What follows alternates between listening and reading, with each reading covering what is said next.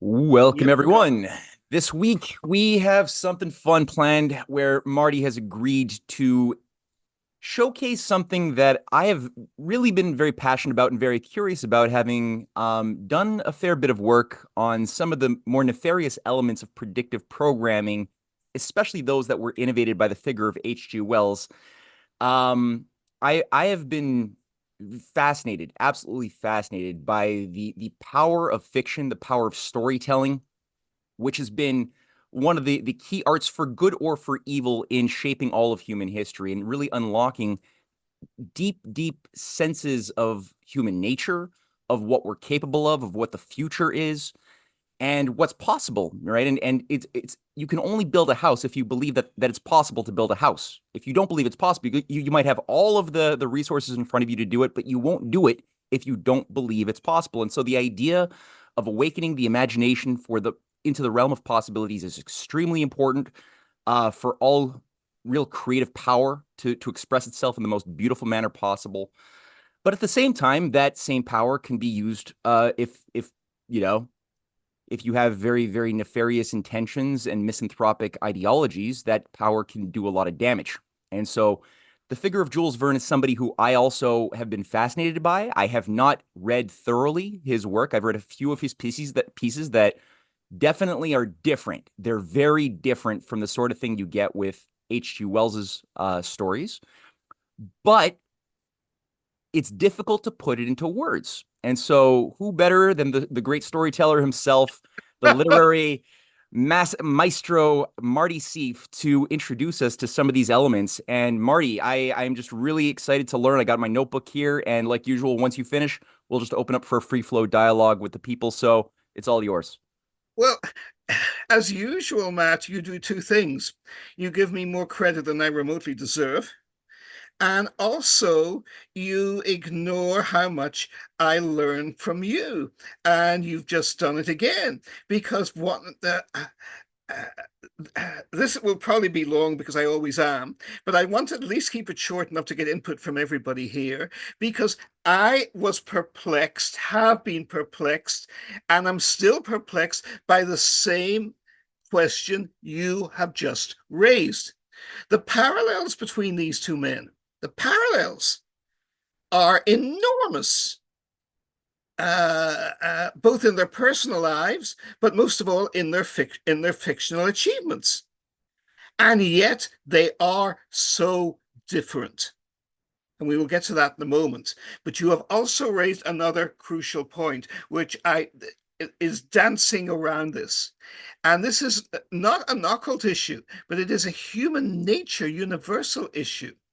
The nature of our sense of the world as it is and as it is going to be, and as it may potentially be.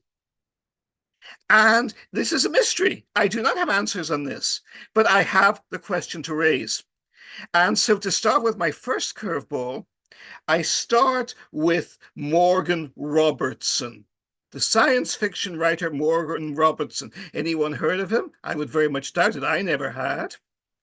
Morgan Robertson was a very obscure hack American writer who in 1898 wrote a light science, you could call it science fiction because he's projecting current technology a decade and 15 years ahead of its time.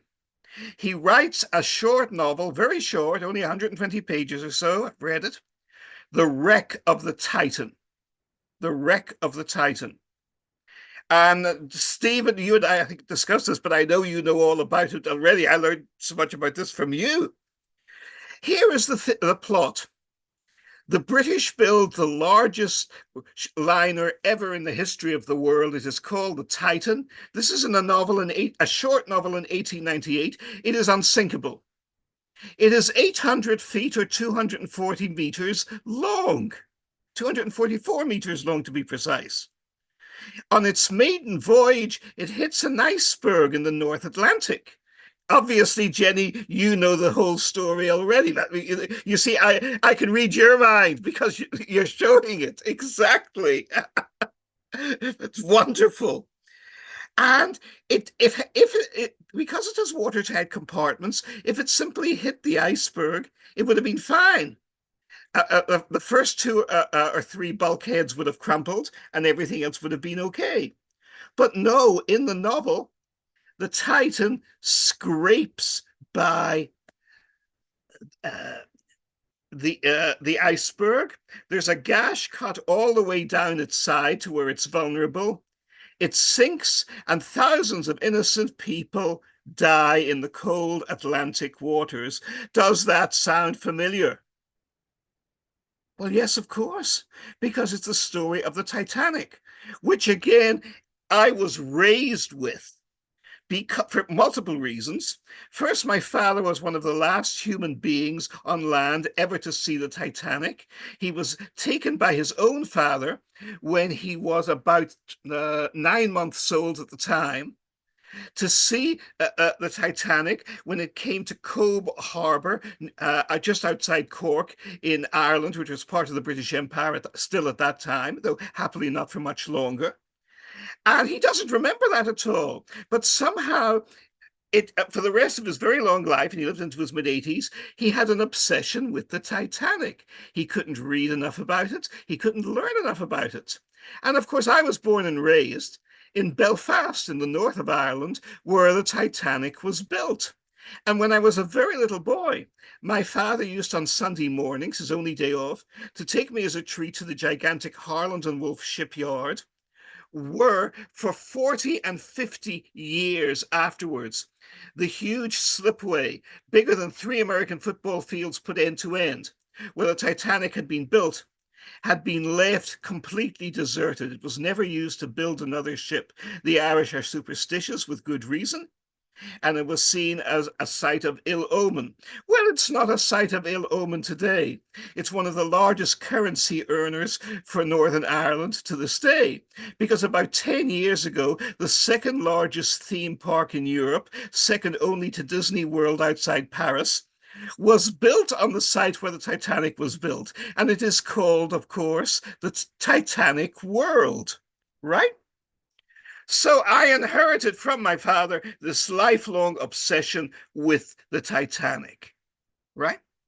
But as we've just seen here, here is a man who was not a literary or scientific or semi-prophetic genius, as you could argue both Jules Verne and H.G. Wells, loathsome and ridiculous as Wells, as we shall see, was in his life.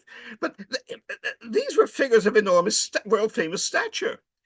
This guy was simply a pleasant, easygoing, like to drink, obscure, lower middle class American hack writer who churned out forgettable novellas, and this was one of them.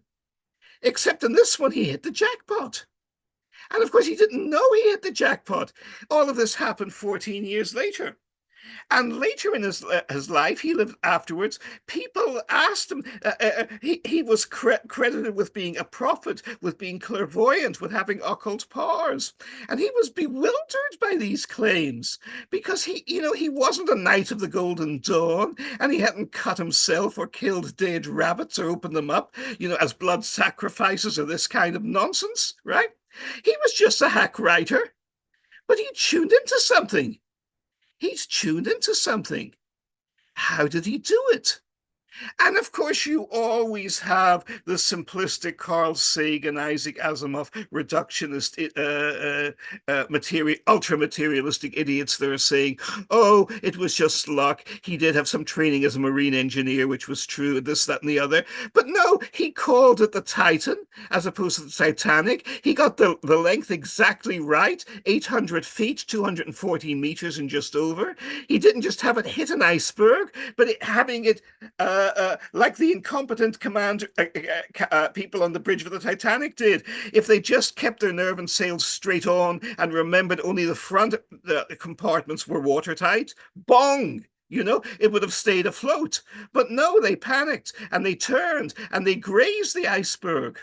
And of course, then two other things kicked in with the Titanic we should not forget, since it was a British-made ship.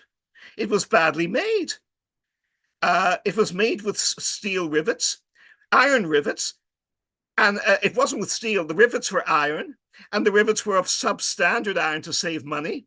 So they popped out as soon as the ship was gashed. And that made the damage all the worse. And they only had lifeboats on for about 2/3 of the people there. And then the crew panicked. I mean, it's very interesting. The 1997 super movie was sneered at in the British media at the time for being sensationalist. And it wasn't. It was crucially accurate and honest.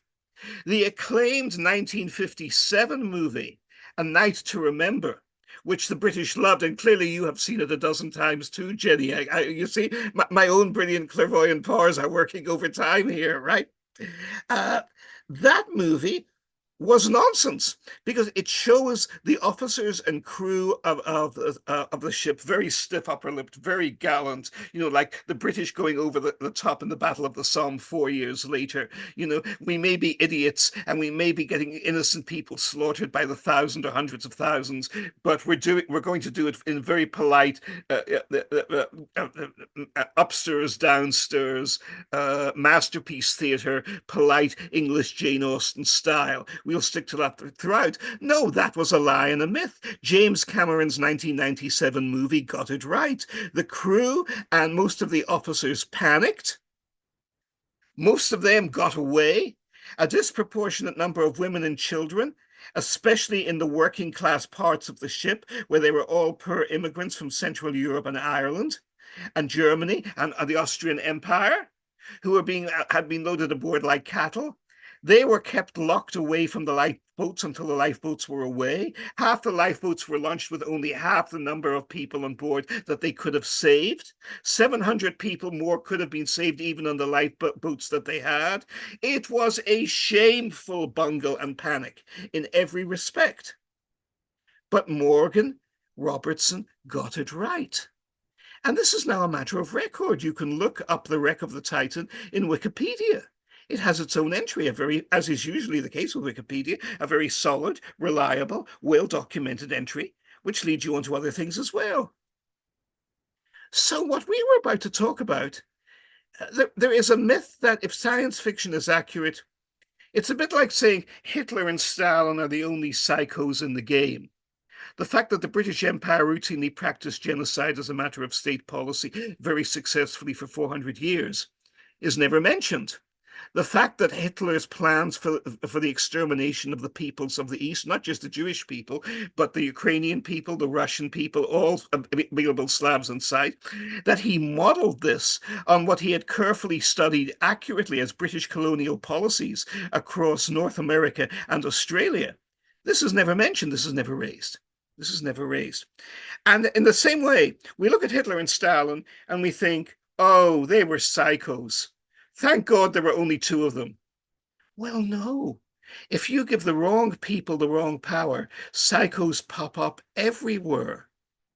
In the 1950s, a particularly obscure Cambodian student of sociology did a doctorate on urban planning at the Sorbonne in Paris. And we know him by his later Revolutionary Party name as Pol Pot. And he applied his own interpretation of Marxist theory. It wasn't even Marxist theory, it was Pol Pot's variation on Marxist theory, right? You hear of the Goldberg variations with Bach, great triumph in classical music, magnificent. Well, Pol Pot came up with the Pol Pot variations on Marxism, a new way to justify the extermination of 4 million people, 45% of the population of his own country at the time. And he didn't even need racism like the Nazis to do it. So we find that psychopaths taking absolute power in countries is a continuing, ongoing threat to the human condition around the world. It's not just the big bad Russians. It's not just the big bad evil Germans. The British did it far more for far longer and got away with it. And other people do as well. And in the same way, when we come, we will be focusing here on the two titans of science fiction, people whose imaginations shape not just fiction, but scientific research to this day. Now, I like to make fun of H.G. Wells, but as we shall see, his impact in this field was colossal, awesome, and shapes the dilemmas of the 21st century world we are going into today. He's not a man to underestimate. He's not a man to underestimate. It was said of President Harry Truman by his own first head of the Central Intelligence Agency. This is a man who went bankrupt as a haberdasher, as a hat salesman in 1920, because he did not know how to display hats in a window. And now he's president of the United States. And this same CIA chief, who was also a veteran U.S. Navy admiral, Admiral Hillenkotter, Roscoe Hillenkotter, then added the caveat, but it's a mistake to underestimate him. Because Truman, of course, was quite a good poker player, not a brilliant one. FDR was much better, and Eisenhower was the best poker player of the lot. I might suggest for a future lecture here the role of poker in shaping America's rise to world power, with particular emphasis on the presidents who played it well and who played it badly, and how this always reflected and worked out and was expressed in their policies and policy histories afterwards and political histories. The same kind of analysis, though not as significant but also fun, can be made incidentally of presidents as golfers.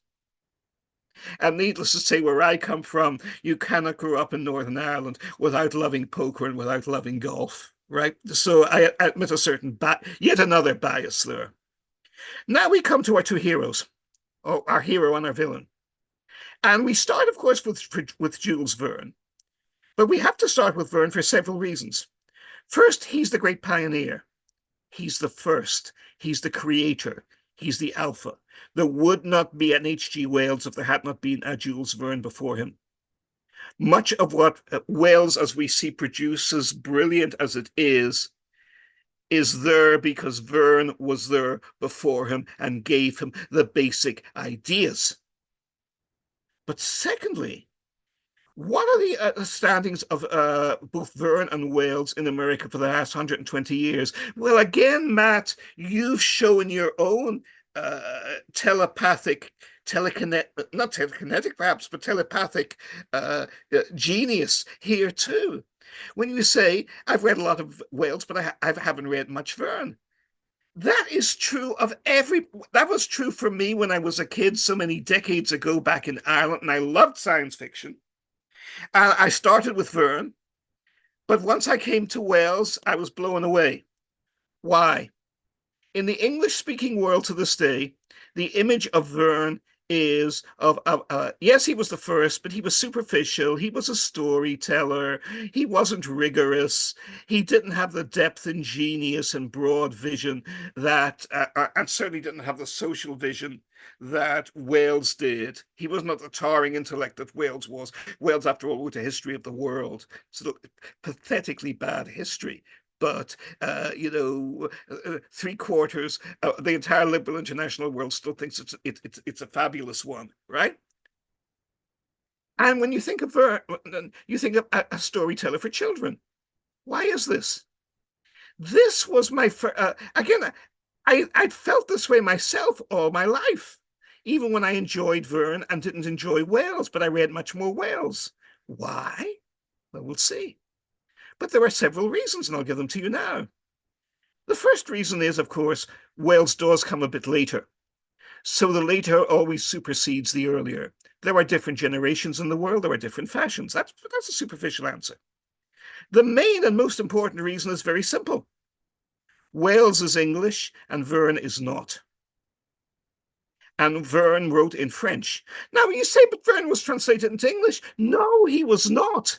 What has been translated of Verne is a simplicity of Verne, a bowdlerization of Verne. If you look at, if you read Verne in the original French, if you look at the extensive commentary on Verne, not just in France, but in Germany, most of all in Italy and in Spain and across Europe, Verne is a much more profound cultural figure in continental Europe than Wales is and ever was. Surrealism in Spain was heavily influenced by Wales' work, not just in literature, but also even in art. Some of the greatest artists of the 20th century are passionate about Verne. Verne dies in just a few years after the beginning of the 20th century. 20 years later, his work is still a passionate driving force for modernity in both Weimar Germany and also in the greatest cultural hub in the world at the time, which was, of course, Paris after World War I, the Paris of the 1920s. Verne is an enormous pioneer. He does surrealistic work. He pioneers sociology, as we shall see in science fiction. And here's an interesting point. Verne is a much more substantial writer than Wales. Wales, in one of his most haunting and terrifying and important novels, The Island of Dr. Moreau, it's a very short book, and typically with Wales, a hideously depressing book. If you've ever suffered from depression or had suicidal tendencies, as all those, I think, how many of you are in the US or are you all in Canada? You may have the same advertisements up there. You probably do as we do down here. But we are bombarded endlessly with antidepressant pharmaceutical products being advertised on television. And then after they're forced by federal law, imposed, I think, by Jimmy Carter, certainly not by the Republicans, to put in the caveats of danger. This is an antidepressant medicine, but taking it may well cause you to feel suicidal.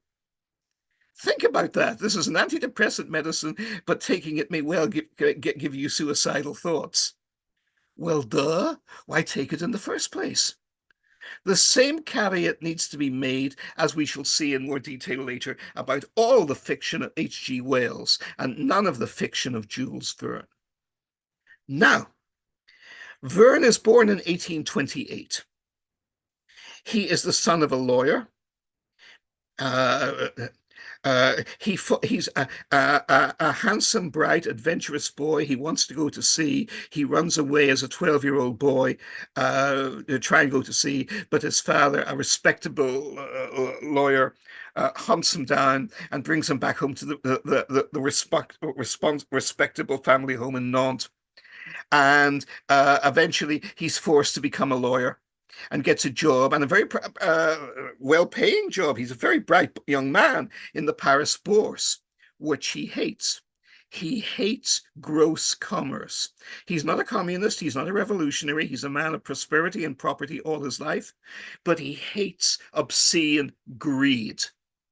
An interesting contrast with H.G. Wells, and we'll be making many contrasts and comparisons and parallels with them later, because Wells is a lifelong socialist who loved displaying obscene greed. But then he was English. Before the English were slaughtered in World War I, and before they briefly learned or pretended to learn humility. But Verne is sincere in being a gentleman, in respecting the law and human rights, but in being disgusted by the grossness of out-of-control kleptocracy and greed. And this is one of the reasons his work is not widely read in the English language, because it was too hostile to it. Wells comes to Paris in 1848, a crucial year. He is 19 years old, and the French monarchy is being toppled in the last of many revolutions for the last time. It is a brief window of hope. A new republic is being set up, though it will almost immediately be subverted by the British, and a new second fake French empire will be set up under the obscure great-nephew of Napoleon Bonaparte, the Emperor Napoleon III, who, to paraphrase Voltaire 100 years before, was really neither French, not a Napoleon, and certainly not an emperor. right?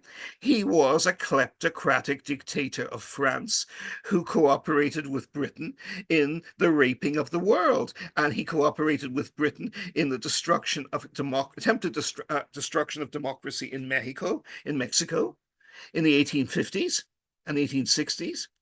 And he joined the British in the Anglo-French conspiracy to support the Confederacy and destroy the United States of America in the 1860s. And by 1851, he is the president of France, and he goes on to proclaim himself emperor of the French. And he gets away with it for much longer, even than the original Napoleon did, because this time the might of the British Empire is supporting him rather than going against him. But Jules Verne comes to Paris in the year of hope, the year when the old order has been overthrown and the new dictatorship is still several years away. Excuse me. And he's only 19. And this shapes him for the rest of his life. Because Jules Verne is a liberal. Now, I often myself use the word liberal today as a four-letter word, given the way it has been corrupted in liberal internationalism. But for Verne, it was not a dirty word. It was not used the way the British used it as an excuse to pillage the world. Today, we would call Verne a social democrat. He believed in private property, but he believed that the state needed to operate as the policeman of the free market, because without state balance, the rich would always oppress the poor. And most of all, from the word go, and this was the key reason Verne could never be allowed to be published in its full unexpurgated freedom in the English-speaking world. He was an anti-colonialist and he was an anti-imperialist. Now, in the 1820s, he's working for in the heart of the capitalist system, in the central stock market in Paris, one of the two greatest stock markets in the world at the time, because New York is still to really come up to its full awesome and frightening power, second only to London. And it's under Napoleon III, and he doesn't like what he's doing. And he's a literary type, and he has friends. Two of them are Alexandre Dumas and Dumas' son, and he's also hugely influenced by the great Victor Hugo himself, the author of Les Miserables. Now, these figures are all romantic revolutionaries or romantic socialists. They all share the vision of a democratic world and a better society and the uplifting and raising of all mankind. And this becomes the guiding vision for Verne himself. It becomes the guiding vision for Verne himself. And he starts writing stories. And once he starts writing, he can't stop. It's an everlasting flood that continues for the next 45 years. And unlike so many people who are afflicted with the diarrhea of the written word, Verne's quality is always high. It doesn't fall away. It, as Wells's does, as we shall later see, it doesn't fall away. It never stops flowing. His inspiration is always there. And as a result, because he's a fun guy, and he has the enormous gift that he's not a natural leader, but people who are natural leaders like him and give him, and they recognize his talent, and they give him the breaks he needs. They give him the breaks he needs. So by 1860, he is picked up by one of the most powerful and respected publishers in France, a man who publishes both Dumas and Victor Hugo himself. Jean-Pierre, I always get the first parts of the name wrong, I stand to be corrected, Hetzel, Hetzel, a talented, brilliant entrepreneur, and it is a match made in heaven. Because Hetzel doesn't just like Verne, he doesn't just like Verne's vision. He understands how to package Verne and how to sell him. And he makes Verne the first great star of science fiction in the world. Now, science fiction has already been pioneered, as you folks have done such pioneering work on and reclaiming the heritage of, by Edgar Allan Poe in America. And there are others. But Poe is the real, forebear. But Verne is the Charles Dickens of science fiction. He produces incredibly popular, credible, high quality, literary, well crafted, riveting stories, and he creates wonderful characters, which, as we shall see, H.G. Wells most certainly does not, because Verne likes people, and Verne is a humanist in the best sense of the word. And Verne's humanism comes out in his politics, it comes out in his creative vision, and it comes out in his literary talent as well. And he starts writing, and Hetzel has the idea. Verne suggests a trilogy of novel exploration novels to him. They're not science fantasy in the sense of, creating worlds that, are purely out of your own imagination. They are an extension of existing knowledge and reality in each case. Voyage to the bottom of the sea, voyage to the journey up to the center of the earth, 5 weeks in a balloon, around the world, not in 80 minutes, but in 80 days. What is Verne doing? He is not inventing a star warp technology that does not yet exist, which is the cop-out of Star Trek: The Next Generation and all the series that follow it afterwards. He is taking the steampunk technology that already exists in France and Britain and America and Germany in the 19th century, and he is saying, but if we have this now already, cannot we do this with it as well? And he is also the prophet of nuclear submarines and of unlimited electrical power. But it goes beyond that.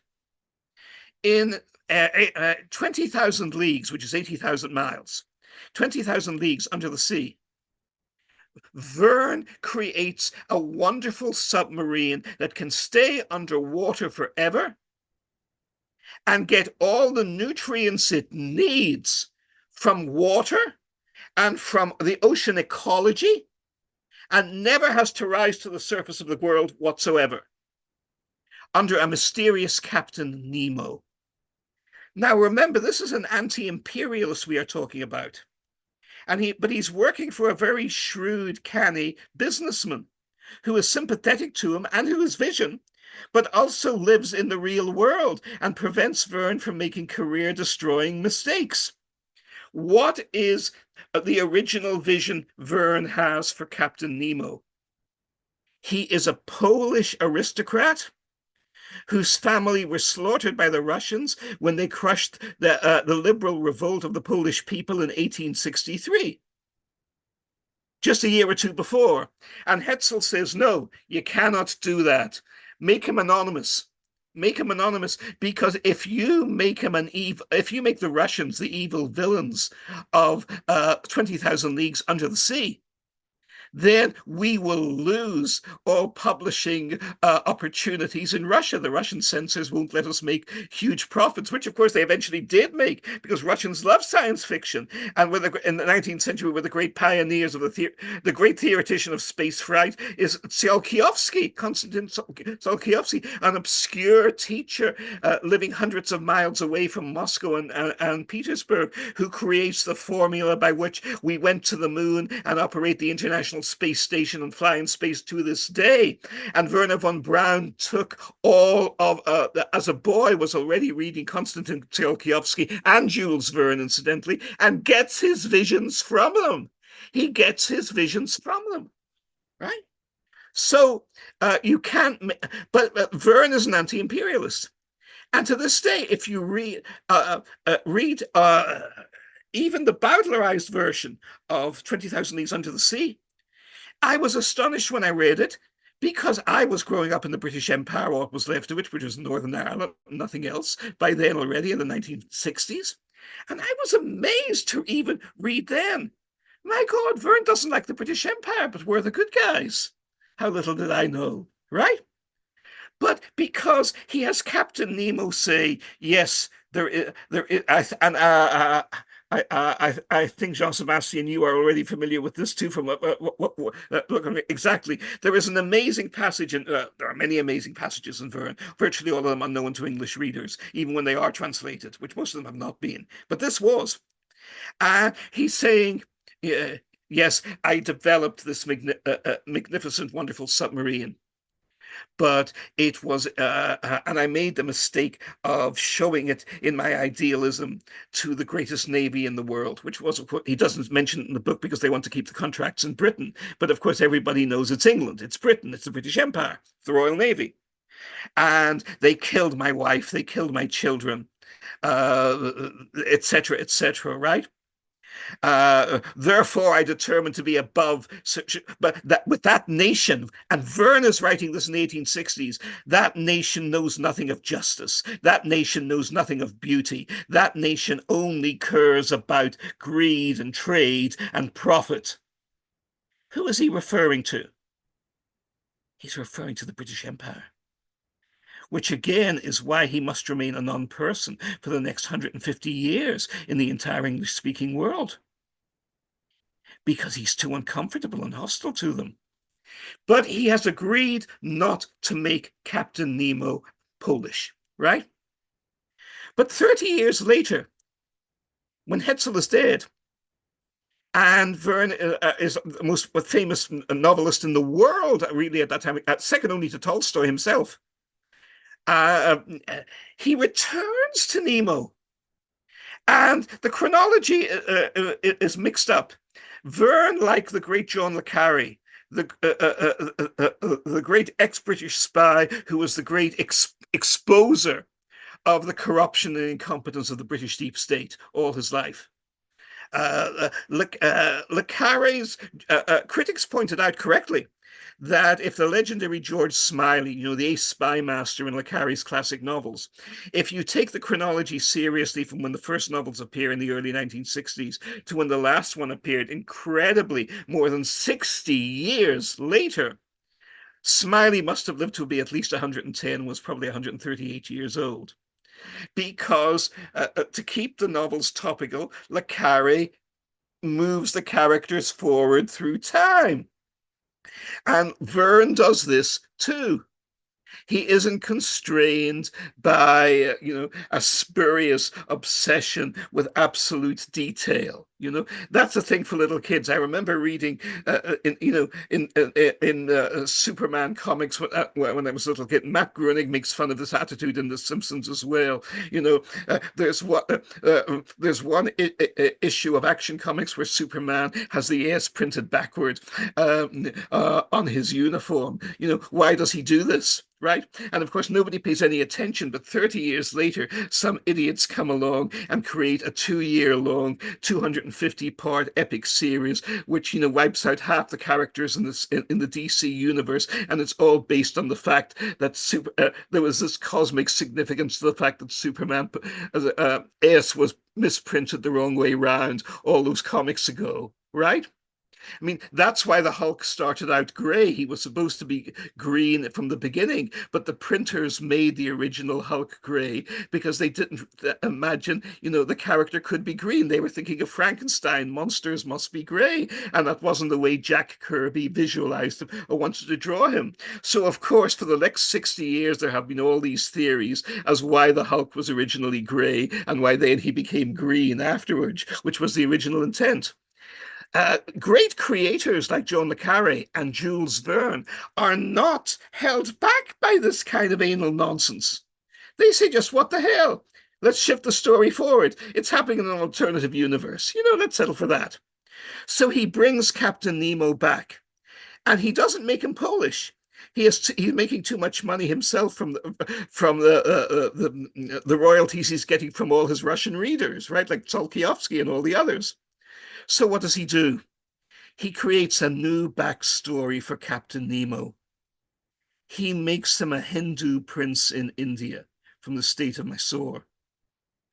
And like so many Hindu princes of the time, he gets the best education in technical education and scientific education, as well as cultural education, in France, in England, in Oxford, in Cambridge, and that's where he learns his basic science from. Right? And uh, he, but who's the villain in this case? It's the British Empire. It's the British Empire that killed Captain Nemo's family. and drove. And of course, he has a submarine. And he uses his submarine for what? To wage war on the evil British Empire. And even here, Verne is being a prophetic subconscious genius without realizing it. Because who was the inventor of the submarine in real life? The ancestor of the wonderful Nautilus. It was an Irish-American inventor called John Holland. Any of you ever been to New York City? Been through the Holland Tunnel? That's how it got its name. It's the same engineer. He built the Holland Tunnel. And he builds the first submarine in history and offers it to the United States Navy.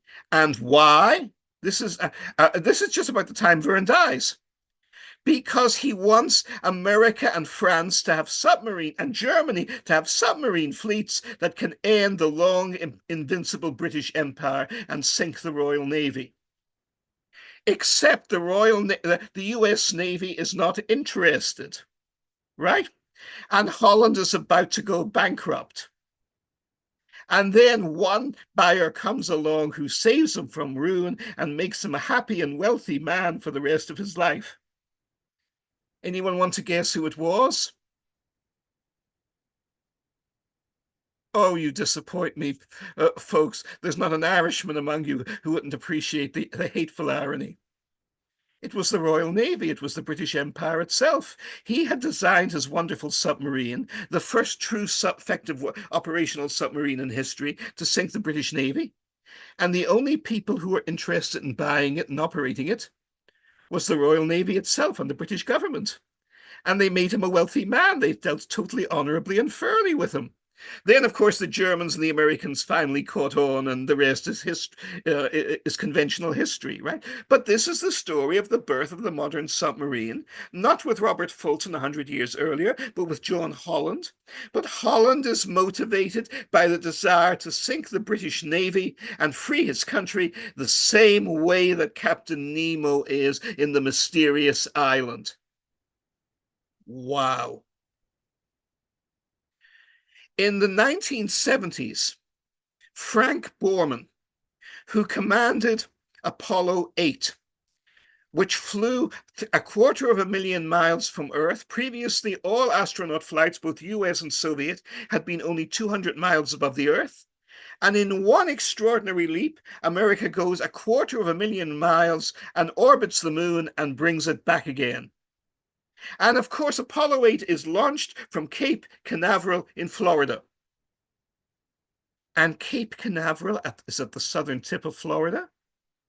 And it is only 10 miles from where Verne imagined the giant cannon, which would fire 3 American astronauts to the moon, not to land, but to orbit round the moon in his own classic novel, From the Earth to the Moon. And Borman, writing more than 100 years later, writes to Verne's descendant and namesake, who's still, I believe, hopefully alive to this day, as far as I know. I want to stand to be corrected if anyone occurs to look up. But Frank Borman, who is on that flight, says Jules Verne was a prophetic genius. We simply carried out what he had already envisaged. Now, we are going to come to H.G. Wells in a few minutes, but one of the great arguments that is used against Verne is that Wells is scientifically precise and decisive and accurate, and Verne is simply a romantic. Well, first of all, this is another Anglo-American middle-class lie. He was a Frenchman, so he had to be inferior to us. It's as simple as that. But secondly, when you bother looking at the actual material and reading the books, Verne is impressively scientific and technical and convincing. Now, Wells is too, but Wells has the benefit of 40 years more rapid scientific development to draw on when he starts writing and when he finishes writing than Verne did. Verne is extrapolating from an extraordinarily narrow base, and yet this is so far as he gets. He gets all the way. And there's another surprise. As I said, the image of Verne is that he writes fairy tales for children. And yet, I have just recently been rereading The Mysterious Island by Verne, the second appearance of Captain Nemo. Of course, Captain Nemo comes in very late in the story, but Captain Nemo is such a wonderful character. He always steals the show. And Wells's terrifying, haunting, deeply depressing book. Don't read it late at night, whatever you do. The Island of Dr. Moreau. Now, Wells' book, as we shall see later when we come to Wells, is important, is profoundly prophetic, profoundly important, as well as being profoundly depressing. But it's also very incredibly short. It's only 120 to 140 pages long. Verne's novels are 3 to 6 times the length of Wells's.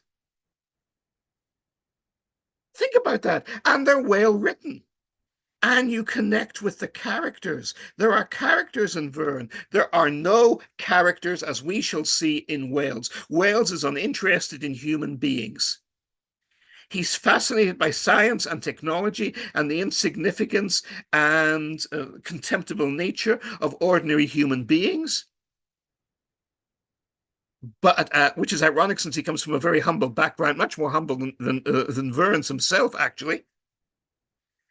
But he has no interest in character development. He has no interest in character interaction.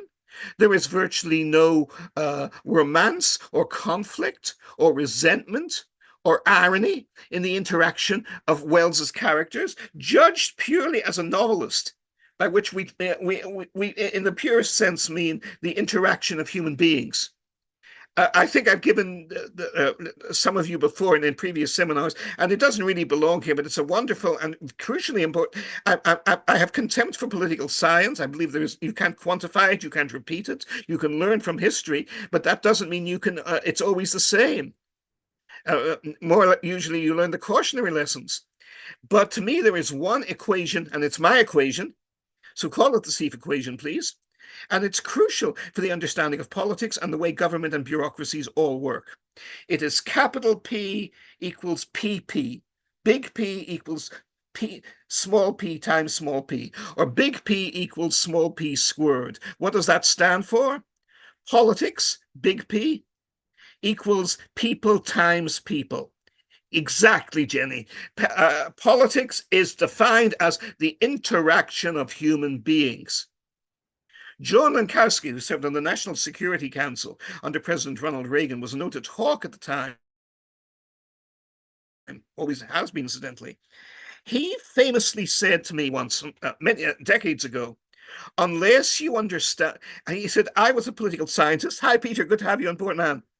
I took all the flowcharts and theories and conceptual models of political science seriously, and they destroyed my career in the national in federal government. He said it all came down to this. Unless you understand that Nancy Reagan was determined that her beloved Ronnie would go down in history as a great peacemaker, you will never understand the national security policies of the Reagan administration. That was central to everything. That was central to everything. Right? Now, in other words, it doesn't matter what the flowcharts are. What matters is who gets on with who, and who likes who, and who doesn't like who. Who do you get on with? Who do you not get on with? Who do you rise with? Who do you raise up? Who puts you down? Who do you put down? How do you assess other people? The most crucial element in military history that successful generals have is the ability to choose good officers and subordinate commanders. They can have every other quality in the sun, under the sun, but if they only produce idiots, like Winston Churchill did, or Claude Auchinleck did, or at first Abraham Lincoln did, but Lincoln grew up, and Lincoln learned to appreciate Grant. When all the other commanders in the American army hated and despised Grant, Lincoln protected him. And when he was told that Grant had a drinking problem, very true, spectacularly entertaining drinking problem, Lincoln's reply very sensibly was, Find out what brand he drinks and give it to my other generals. He did say that. In other words, see what matters. Look, I've been an executive, and you don't do it by theory. I learned quickly. I learned to be quite good at it, even though nobody expected me to be it, because I was selfish. And at heart, I wasn't an intellectual. I had the accoutrements of it. I could play the part. But all I really wanted was people who made me look good and who could do the job. And as long as I got that, some of them loved me, a couple of them hated me, most of them didn't give a damn. I didn't care. As long as they could do the job and get it done, I didn't care who they were sleeping with or not sleeping with. I didn't care what they were smoking or what they were drinking. The greatest officer in the British Army, the greatest Western commander, far better than any American general, and you'll never hear that anywhere. Field Marshal Bernard Montgomery was the son of a bishop, but he didn't act that way. Personally, he was a very abstentious man. He was so heartbroken by the relatively early death of his wife, he literally appears never to have looked romantically at another lady as long as he lived. But he understood what drove people. To keep his army healthy, he didn't close down the brothels in Cairo when he was an officer there. He insisted that they be clean and hygienic and safe. He used the modern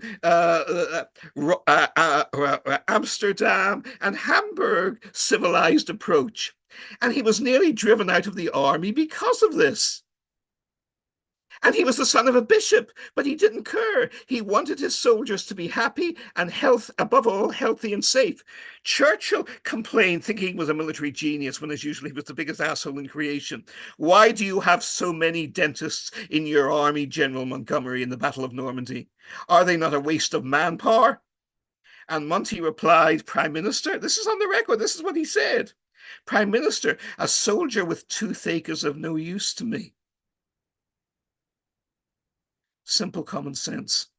We will see that Jules Verne's writing embodies this. He has brilliant intellectuals like Professor Aronnax in 20,000 Leagues Under the Sea in his novels. But they are also humane people. They are not cold geniuses like the characters in Arthur Conan Doyle and most of all in H.G. Wells, who are far above the miserable run of humanity. They enjoy humanity. They enjoy a drink. They are tolerant. They are intrigued by people who come from very different backgrounds. This was Verne himself, and this is the world he created. And again, I stress, when you read Verne's novels are much more substantive in literary terms and substance than anything Wells wrote. Wells is cold and brilliant and analytical, but it's all very short and very tight, as if even Wells himself cannot bear the depression and gloom that he creates in every implosive world he creates. And there is another factor, and it really belongs under Wells, but we started with Verne. Verne writes from the 1860s to 1900, when Western industrial democracy and science and technology are sweeping the world. He is living in an age of optimism and rising living standards and rising potential, as I was when I was growing up in Britain and Ireland in the 1950s, 1960s. The 1970s were very different. Heavy times. The Beatles had disbanded. You don't want to go there. But Verne is on the cusp of a wave of optimism. It's still liberal optimism. And this optimism fills his books. The universe is expanding. What we discover is an adventure, and the heroes gain prosperity and fame, and as well as wisdom, when they come home. But as we shall now see, the world of H.G. Wells is a very different place. Wells, another irony is that Wells, who claimed to be a socialist, was also a racist elitist of the most extreme form. And this has been airwashed out of his image in the Western world. Even in his own time, he is universally seen as a champion of the common man, largely on the basis of a couple of his two really good novels are both autobiographical, which again is revealing because he's like Hemingway in that respect. He's a narcissistic egotist who writes wonderfully well, but only about himself. He cannot in Tolstoy, with all his weird and ridiculous and pretentious aspects, Tolstoy can imagine the interior minds of other people. Jane Austen, of course, is wonderful at this. But when the great novelists all are. But when it comes to Wells, he writes the history of Mr. Polly, and it's a delightful little story. And it's about the only happy ending book because it's about himself that he ever wrote. And there's no science fiction or vision in it whatsoever. None. Which is why it's so good, because he's revisiting his youth, and for him he has a happy ending because he starts out with very poor, lowest of low middle class background parents. He grows up not quite in a hovel, but very close to it. He doesn't get a chance to go to university because it's out of the question for somebody from his low socioeconomic background. Eventually he does get a technical background by working himself to the bone, working 90 and 100-hour weeks. But of course, for him, as for Wells, he has vision and he has energy and he can write and he has imagination. And he writes his way to eminence, first of all. He gets his chance in the world and he uses it. Now, he studies at Imperial College London. The term imperial is very relevant here. It's Imperial College of Technology. And Wells's life is filled with both technology and imperialism. At first, up to 1914, Wells is a creature of the British Empire. And already in the 1890s, he is very clearly Verne's successor as the new great power and light in science fiction. And it's very interesting because Verne sticks to his speciality. He's producing work of scientific and visionary genius in his 20s and 30s, and he's still producing work of the highest quality and visionary genius in his late 70s. He just keeps doing it. Wells is not like that. Wells is like the Beatles. And actually, I'm doing a disservice here to John Lennon and George Harrison, who, of course, remain creative forever. But Paul McCartney, who I have a great admiration for, I think McCartney needed Lennon, the nasty guy. He was the grain in the oyster that produces the pearl of McCartney's music. McCartney produces endless haunting masterpieces when Lennon is around to drive him crazy. And as soon as they split up and Yoko Ono, the dark figure of absolute evil in the story of a cosmic saga of the Beatles, pulls Lennon away into a black hole, McCartney never produces anything else again. Harrison does. Harrison's wonderful. We even know Monty Python's Life of Brian to George Harrison. Nobody else would fund it. And he did. And he told Eric Idle, who loved George Harrison Robertson as the finest human being he's ever known, as well as the best friend he's ever known in his entire life.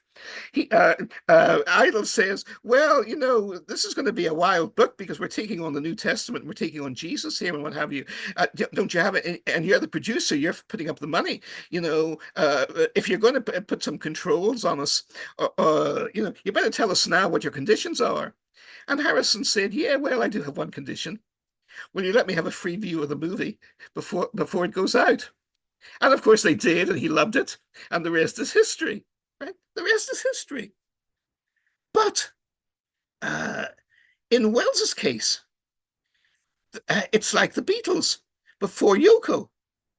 There are 10 years of extraordinary creativity from 1895 or so to 1905, and he produces a novel a year, sometimes more than one, and they are of a power and convincingness and vision that utterly blow you away.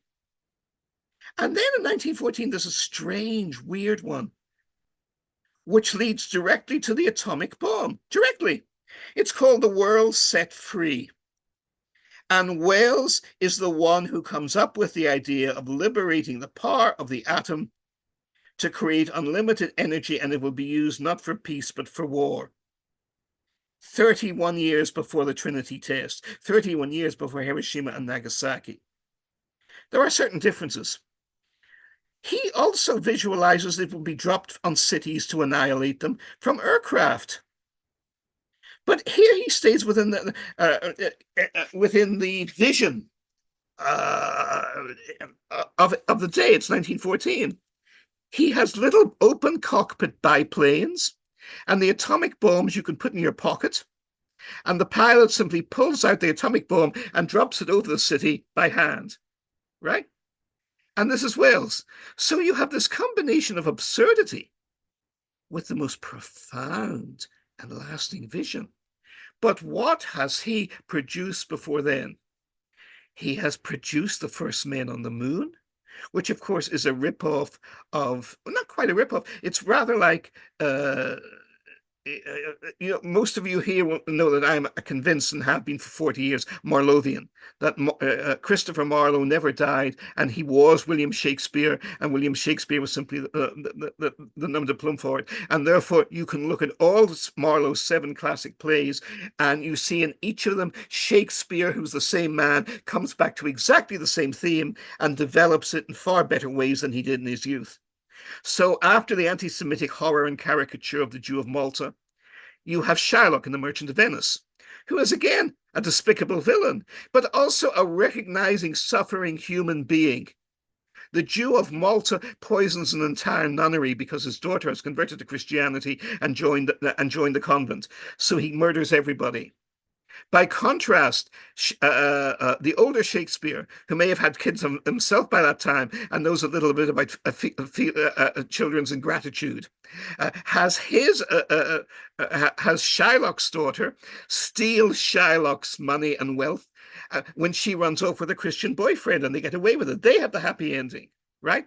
And Marlowe clearly approves of this. But you can see him coming back to the same theme. Richard II is Edward II done right. The Tempest, Prospero in The Tempest is Dr. Faustus in old age, reconciled and at peace with the universe. And this happens again and again when Shakespeare comes back to Marlowe. You see elements of this very strongly in Verne, but you don't see any of it in Wales. Wales does not develop as a human being. As a writer, he thinks he does, but we shall see the weird ways in which this takes him. But in that 10-year period, when he's still only in his late 20s and early 30s, the visions and genius come. Atomic energy, manned flight landing on the moon, time machines. Many of the key concepts of Einstein in this concept of relativity are all he gets clearly, because nobody else had been doing it, and this was widely read throughout the world.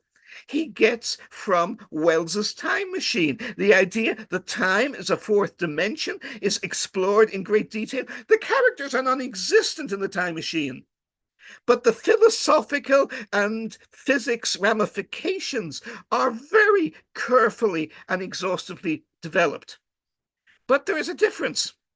And we will see it by looking at the contrast with the movie that PAL Productions made of the Time Machine in 1960, which is still popular on science fiction cable channels to this day.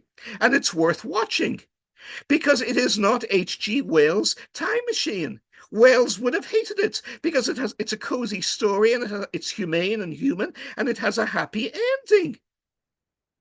In the movie The Time Machine in 1960, the gentleman inventor, played by the Irish-American actor it's not Rod Stewart, it will come to me.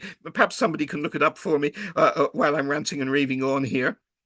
But the guy who plays the hero, and probably enough 30 years later, is playing Jessica Fletcher's boyfriend in Murder, She Wrote episodes, right? But in the movie, he creates this time machine. He goes forward through World War I and World War II. He connects with his friends and learns which one of them are still alive and which have died. And then he discovers to his horror where civilization is wiped out in the Third World War in 1968. Well, the movie was made in 1960, right? And then, sure enough, he goes into the far future. And he falls in love with a beautiful, sweet, innocent young girl who is being threatened by the evil Morlocks below the ground. But there's a happy ending, and I leave you to watch the movie to see the happy ending. But it's a sweet, cozy movie. It's basically a meditation on Victorian gentle romanticism at an optimism at its best. It's actually the kind of movie Verne would have rewritten as The Time Machine if he'd been asked to, or if he'd been a scriptwriter in 1960.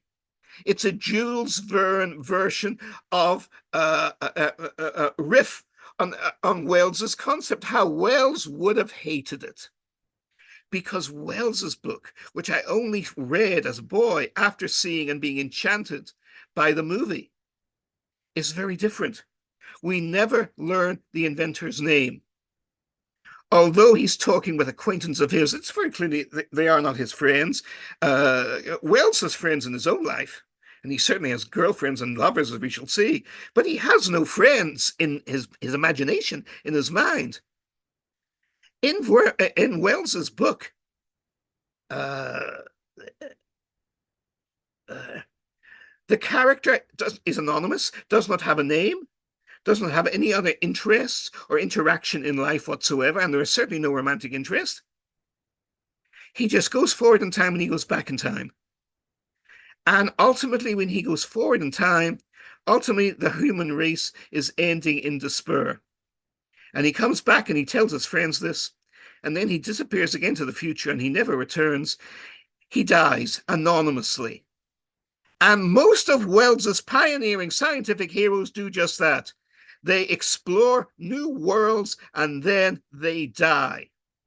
One of his most overlooked and crucially important books, because it's the nearest Wells comes to social criticism and vision.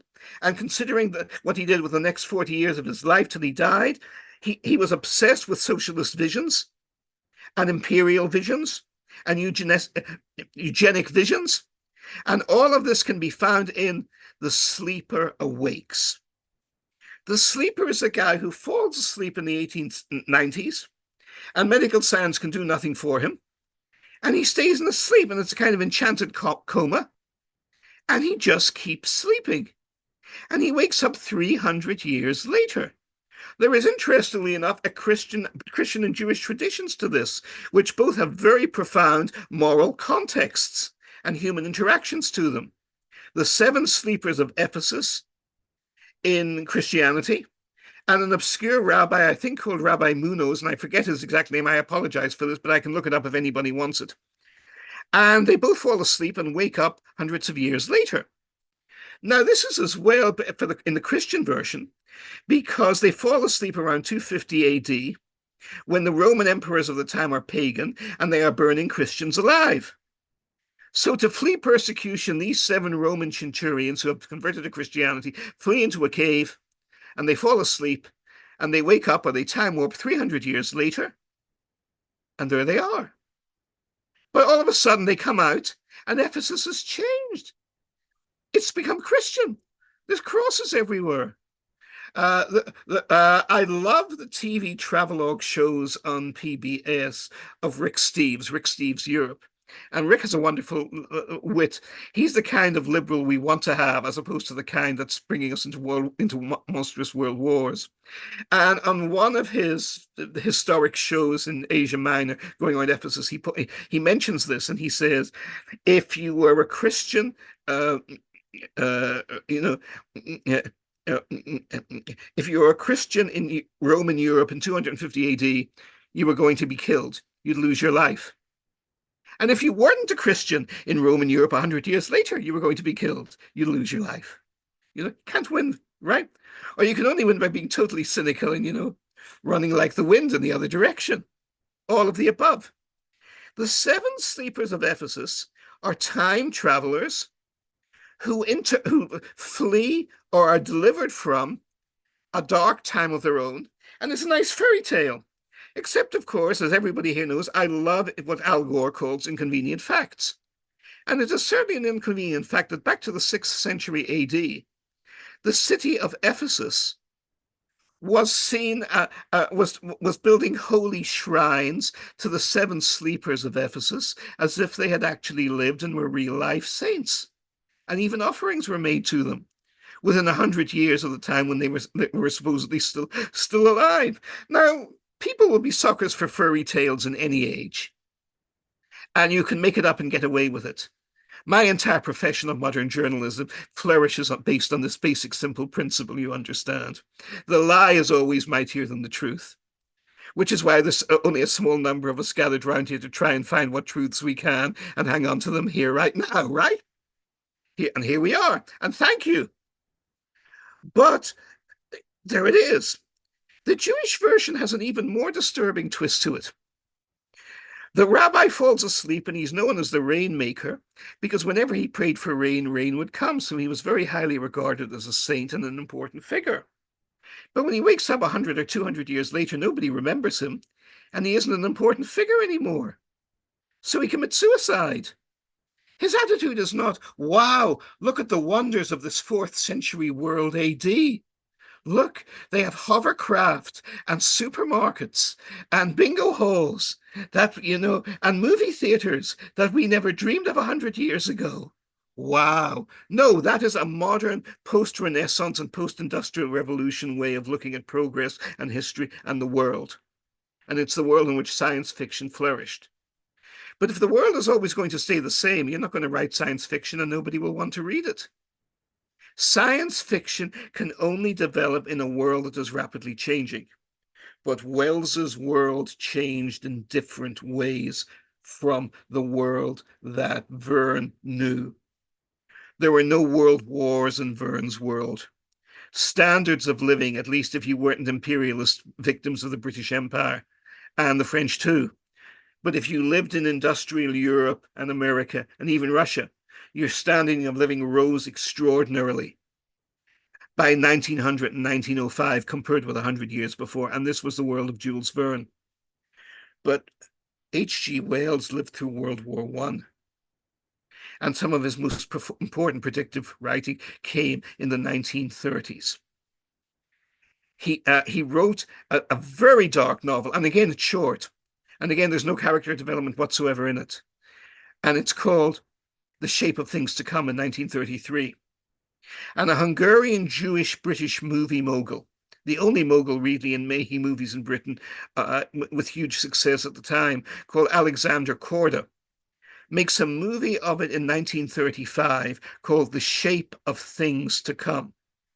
And I recommend everyone here to watch that movie to see how much Wells got right and also to see what he didn't get right. Wells predicts in 1933 and 1935 a world war will start within 5 years, and every city in Europe will be flattened, mainly by aerial bombardment from the skies, and weapons of poison gas and destructive energies never before known will be used. And Europe will be reduced to the Dark Ages, and people will have to go around in horses and carts.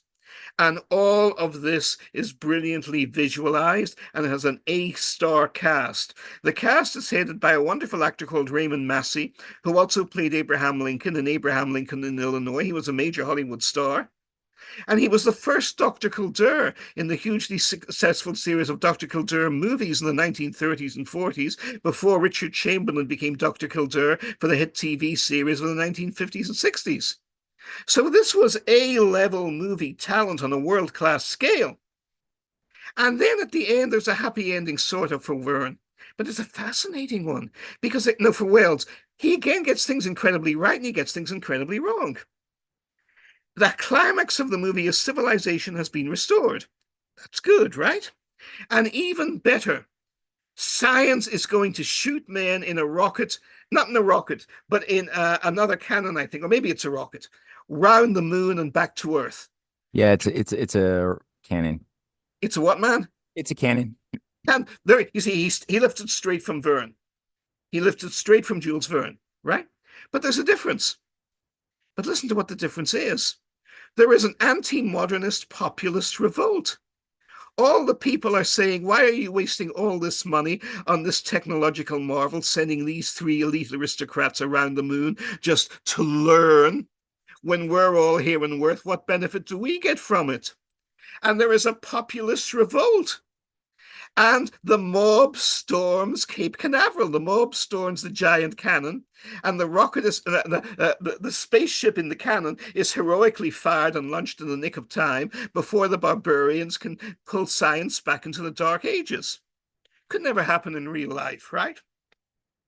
1968.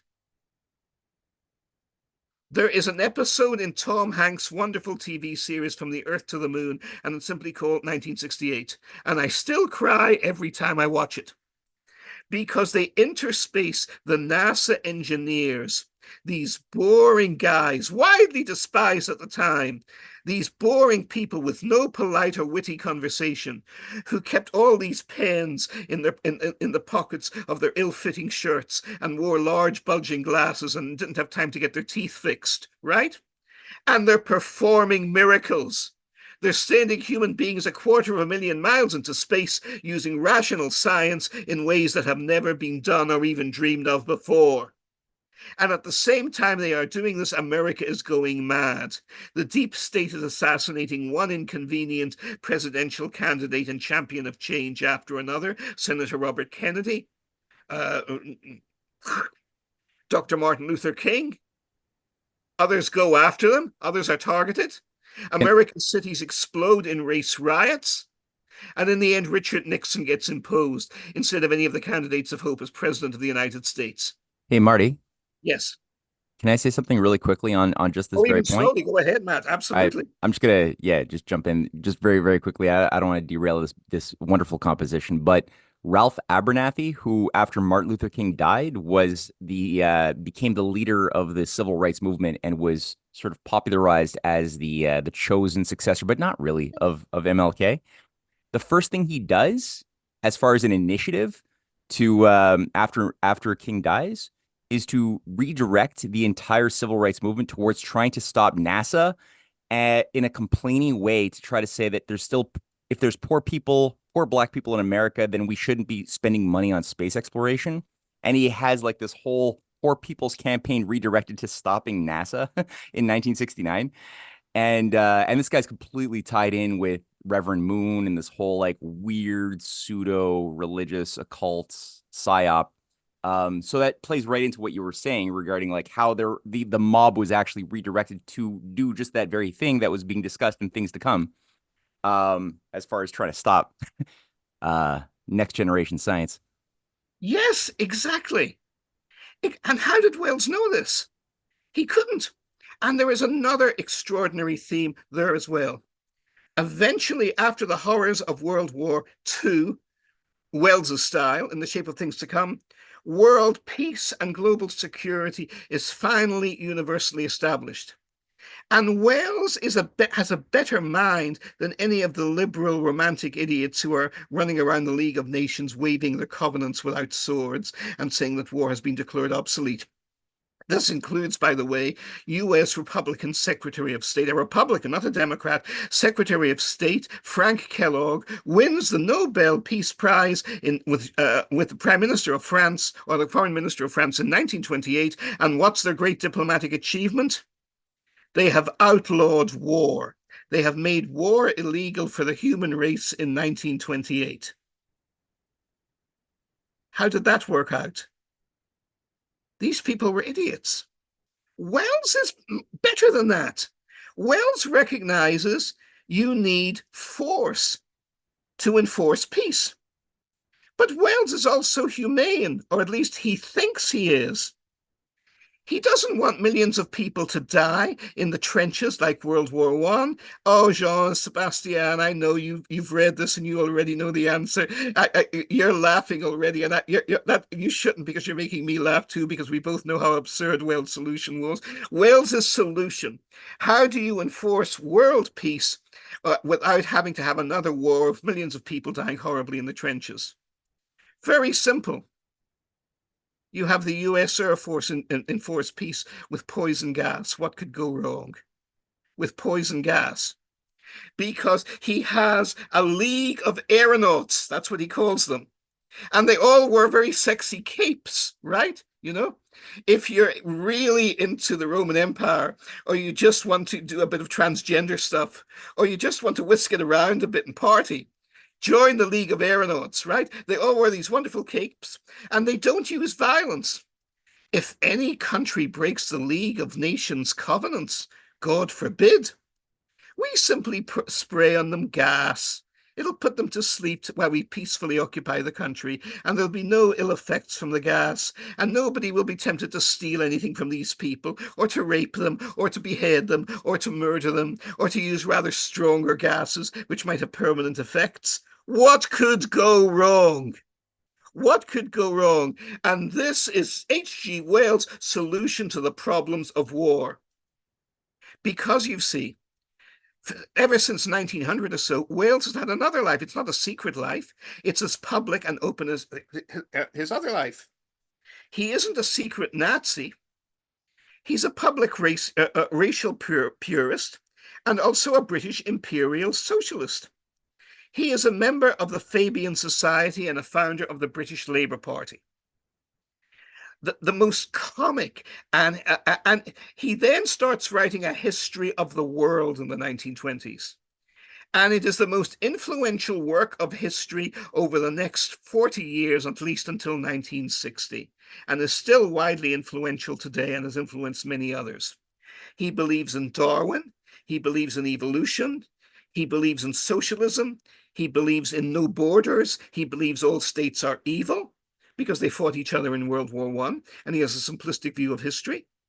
So we must all join together and have a universal world government run on socialist principles by the elite. What could go wrong? Oh, and the world is already overpopulated when there are 1 billion people in it. One has to cut down on that dramatically. The Fabians are very, very big on that. They are very big on that. And this is Wales from the 1920s to the 1960s. And Wales also has a concept of space, which I know you and Cynthia have Cynthia especially has pioneered in work she's done, and it's extremely important. Wells is a loyalist to Isaac Newton. He gets on, incidentally, perfectly well with Albert Einstein, too. He would have hated Vincent van Gogh, and he would have hated Descartes. Because here is the issue. Until 1957, in terms of observed scientific fact, it appeared to be the case that space was a total vacuum and there could be no life in it whatsoever. During that time, only one figure, not a scientist, but a profound figure in Christian thought and wider polemics, C.S. Lewis, combats this view.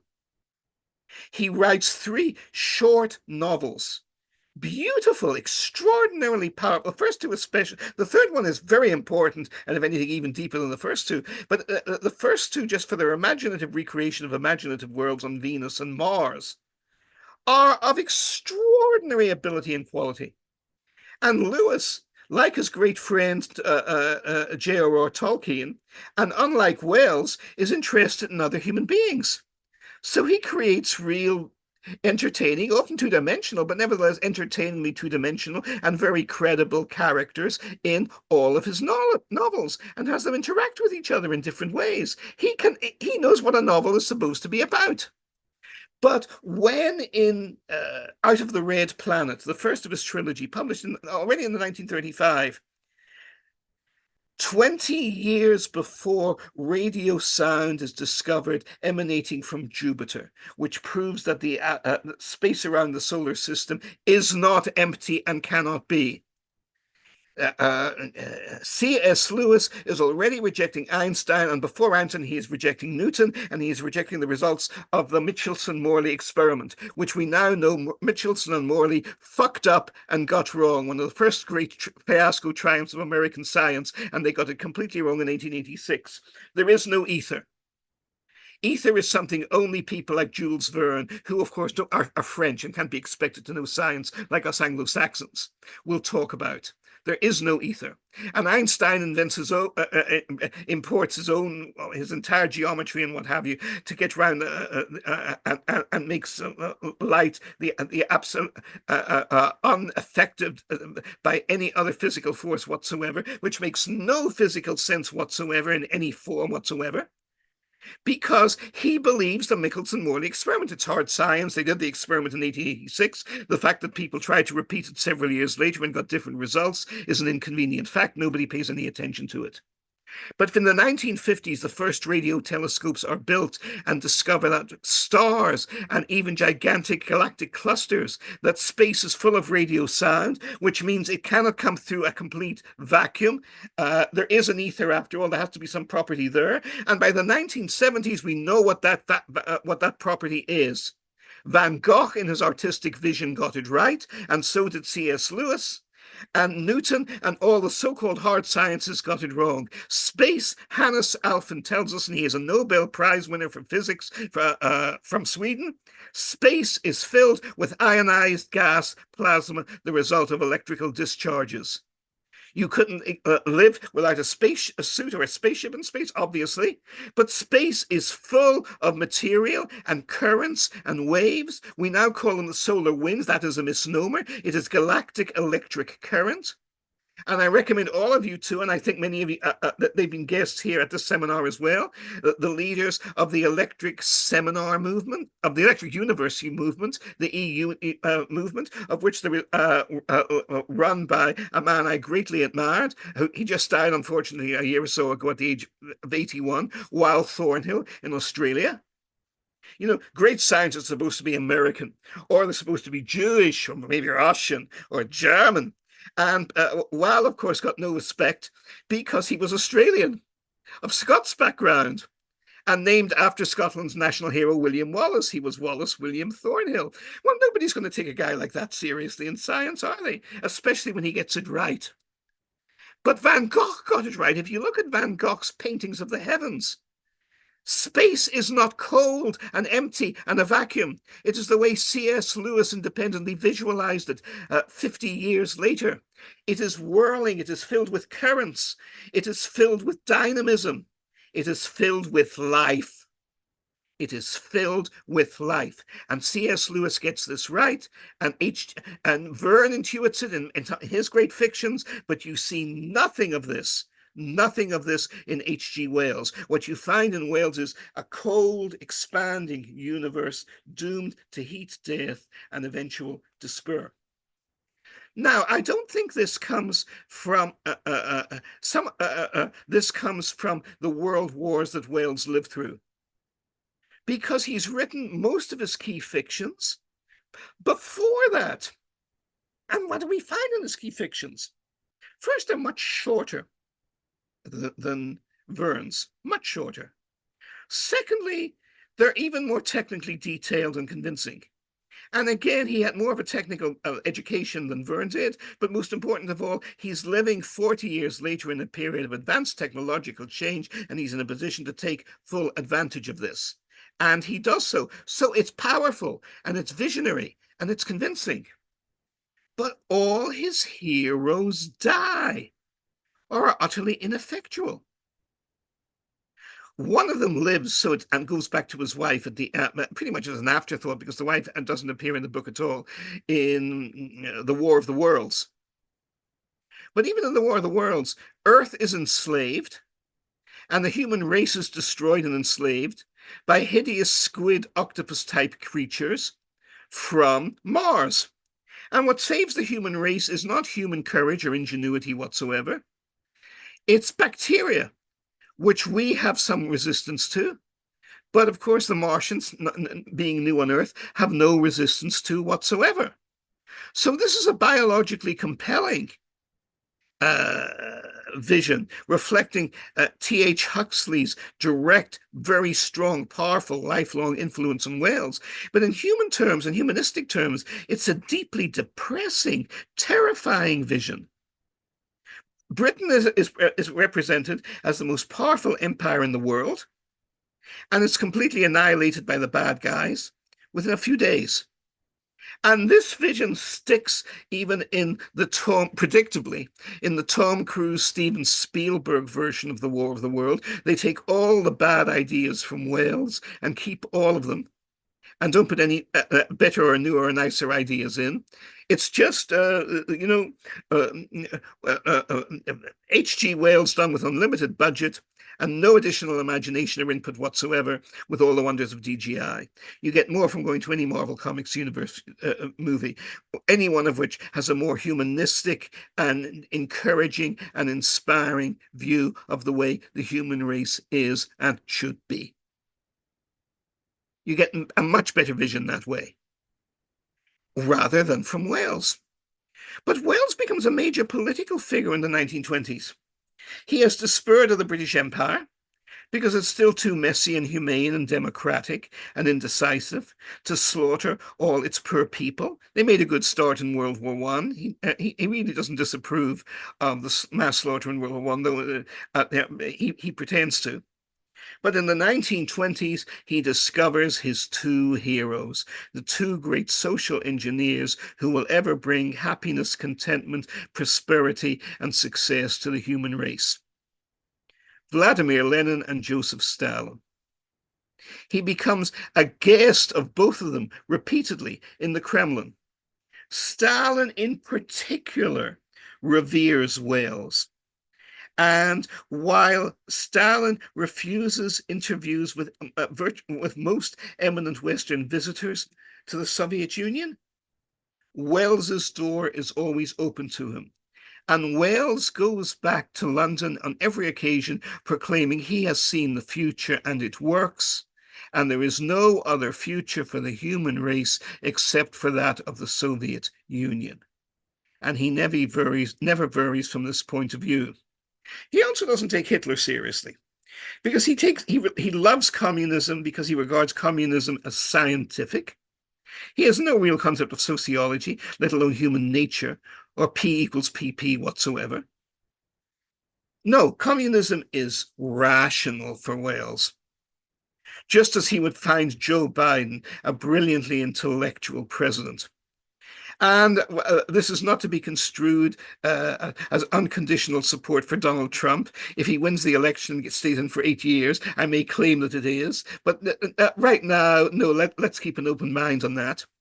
But his attitude towards Trump and Vance would simply be, these are old, barbaric, Nazi, evil racists, like Hitler.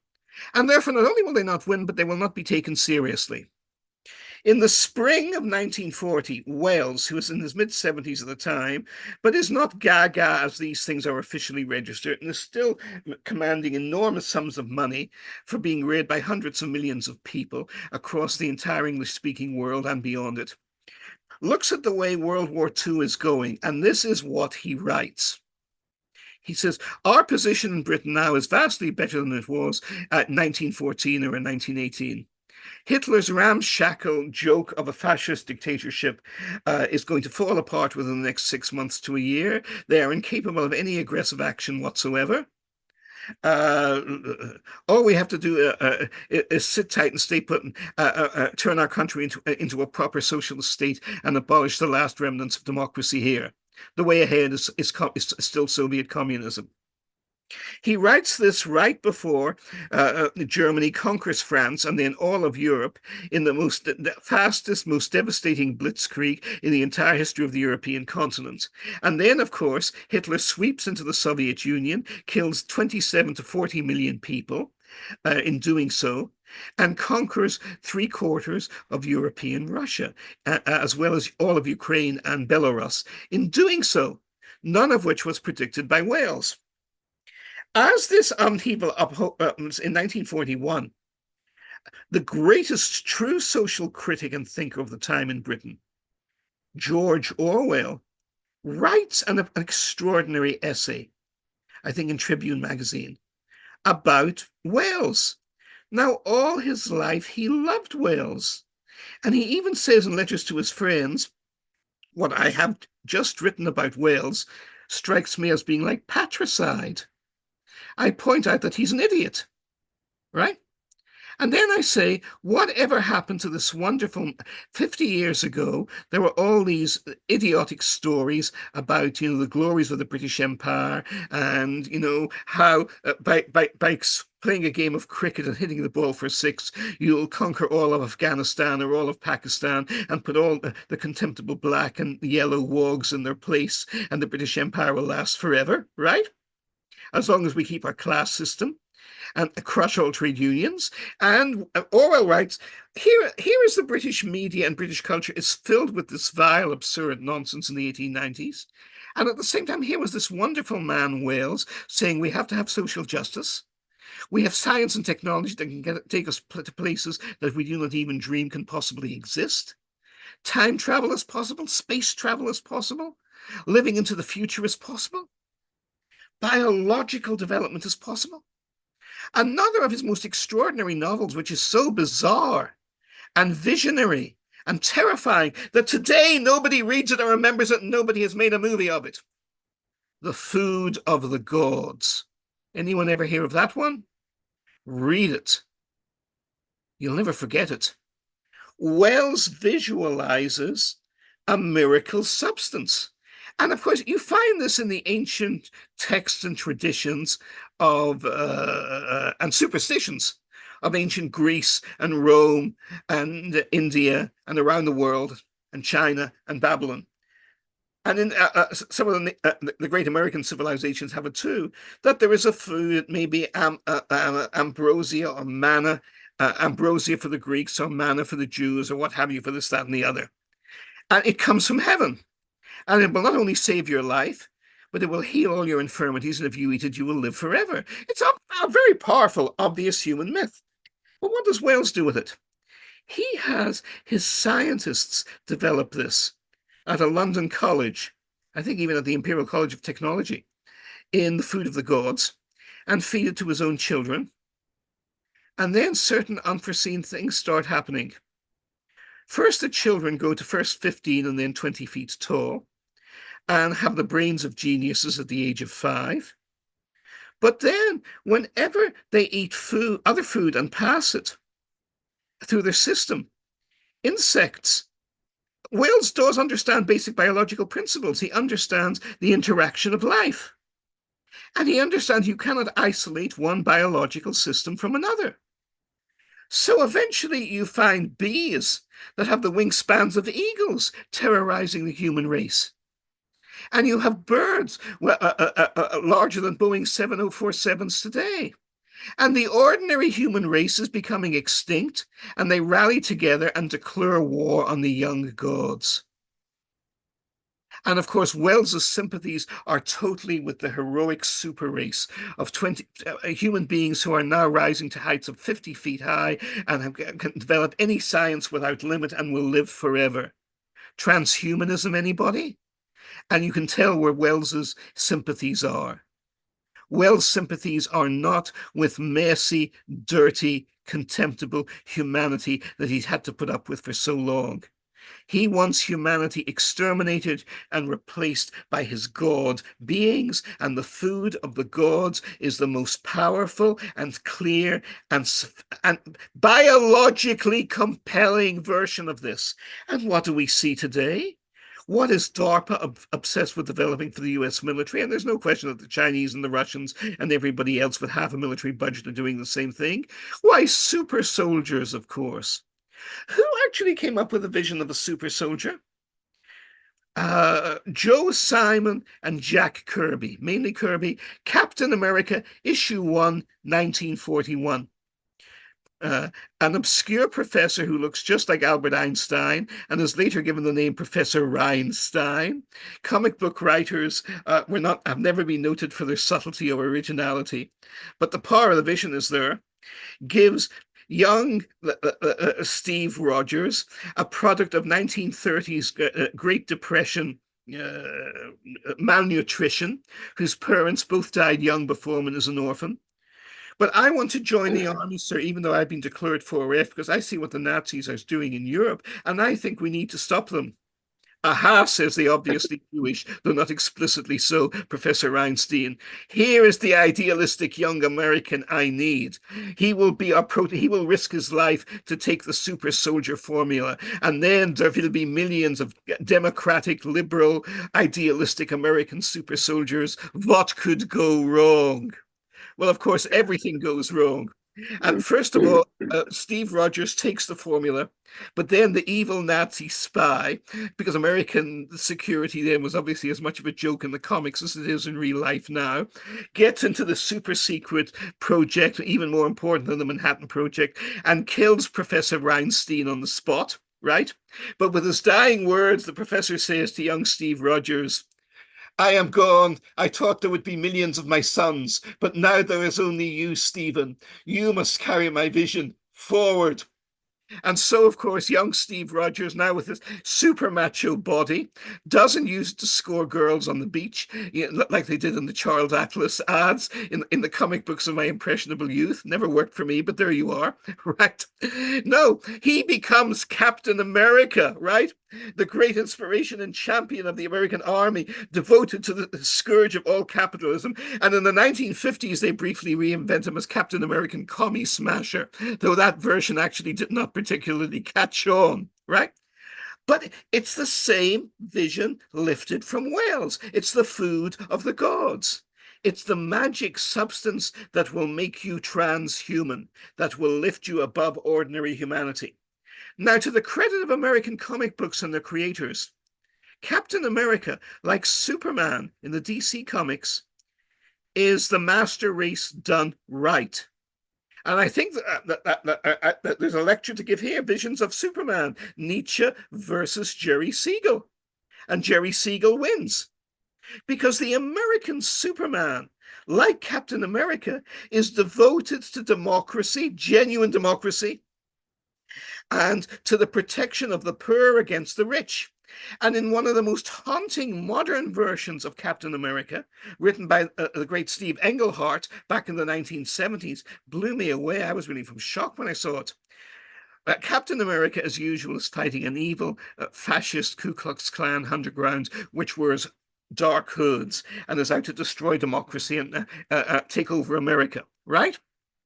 And finally, at the end of about 2 years of endless, complicated plotting, he hunts down the evil mastermind in the White House itself.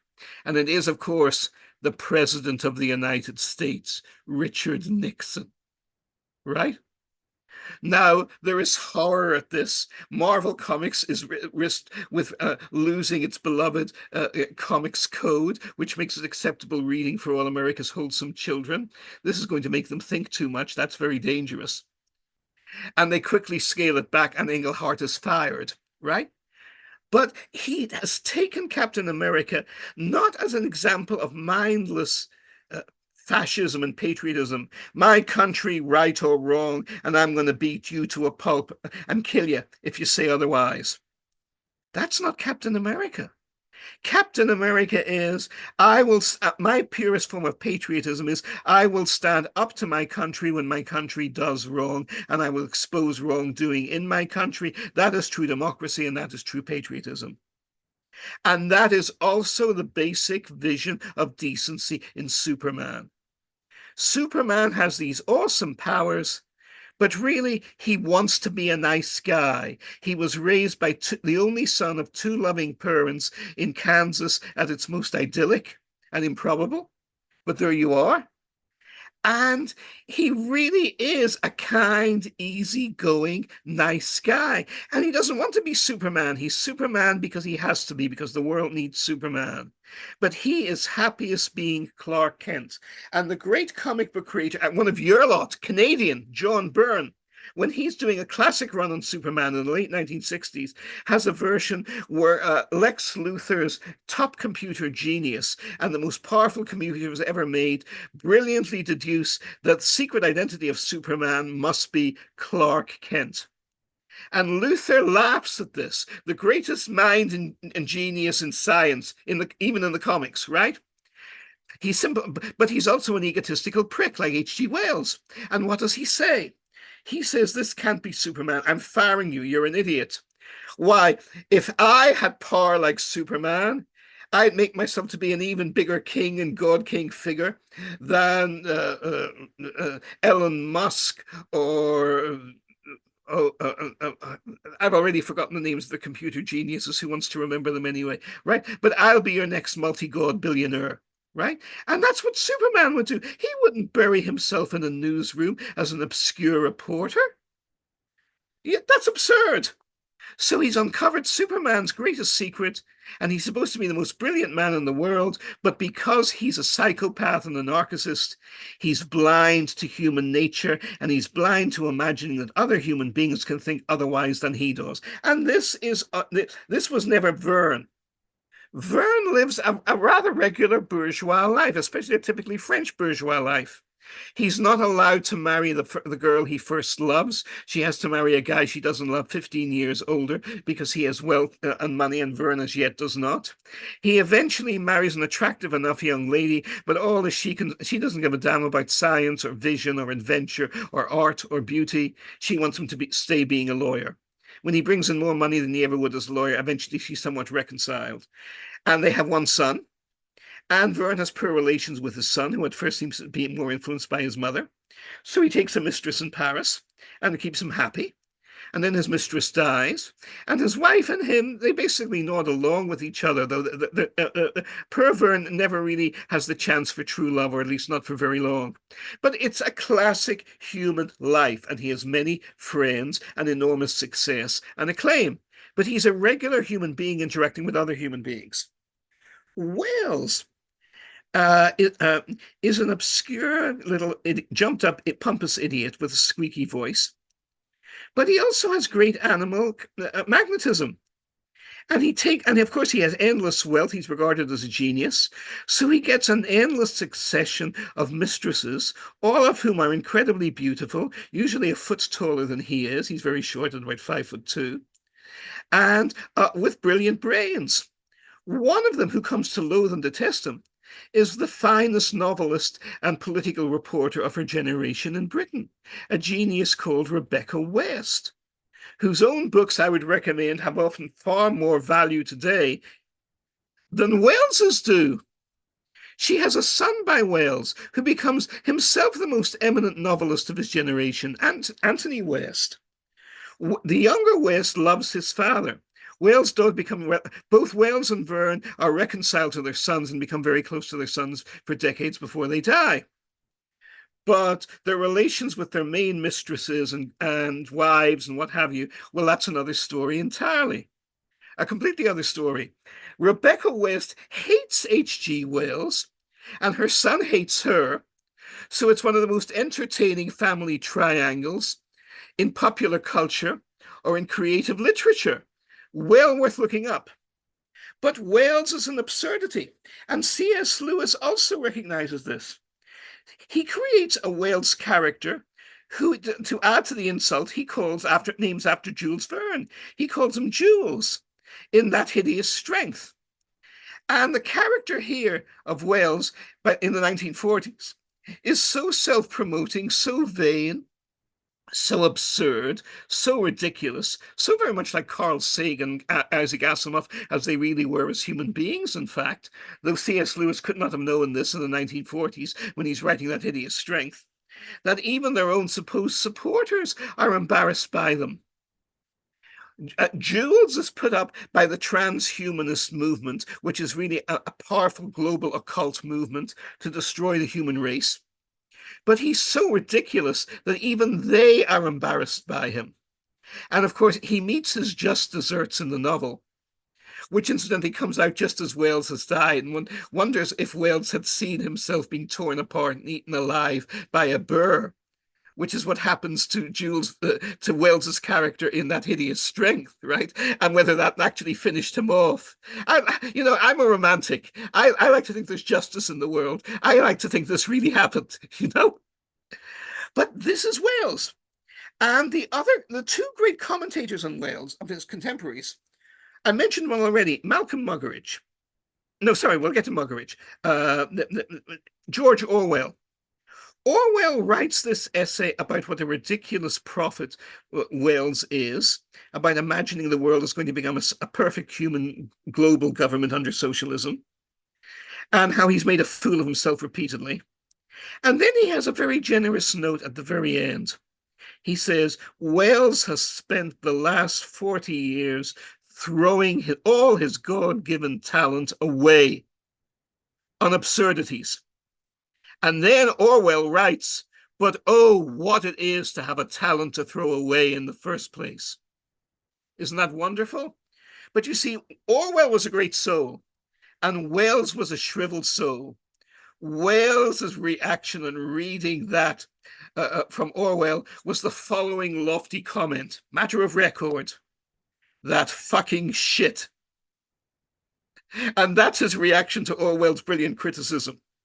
The other great insight into Wales comes from the greatest and most entertaining British journalist of his generation, in many respects a loathsome man, but also a hilariously funny one, who literally knew everyone everywhere. He was one of Orwell's closest friends, and he was also one of Evelyn Waugh's closest friends at the same time.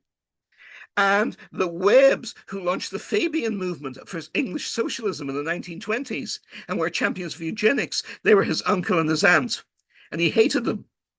Or Muggeridge was raised to be an enlightened, like Wales, a one-world socialist, enlightened, rationalist skeptic, right? No spiritual dimension to the universe whatsoever, all pure materialism on good, solid left of center grounds. And he came to hate and loathe all of it. And his book of memoirs, Chronicles of Wasted Time, it's called. Chase it up now. And there should be a race between you, because if everybody here races to buy it at the same time, no doubt the price will soar on ABE Books and on Amazon.com. But you must not read it on a bus or in any public place or on a metro, because you will laugh uncontrollably on every page. It is hilariously funny.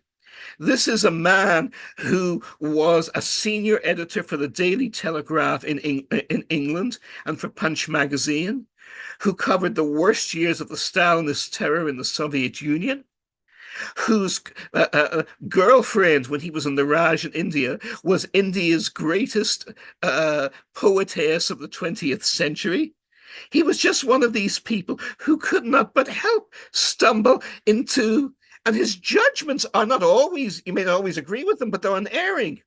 He loves President de Gaulle when de Gaulle is hated throughout the English-speaking world. And he's in Notre Dame Cathedral when de Gaulle leads the liberation of Paris in 1944. And there are still German snipers and supporters in the cathedral, and shots ring out, and bullets are fired at de Gaulle.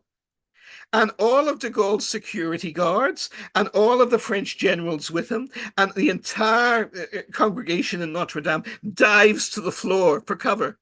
And de Gaulle just stands there and looks around. And Muggeridge, who has also dived to the floor but keeps his head above the pews to see what's happening, sees it. And he writes 30 years later, this to me was the key and essence to de Gaulle's whole entire life. Everyone else cowards and diving to the floor for cover to save their worthless skins. He alone, standing, defying them all, absolutely fearless. And after the war, he interviews Winston Churchill, now the greatest hero in the universe, right?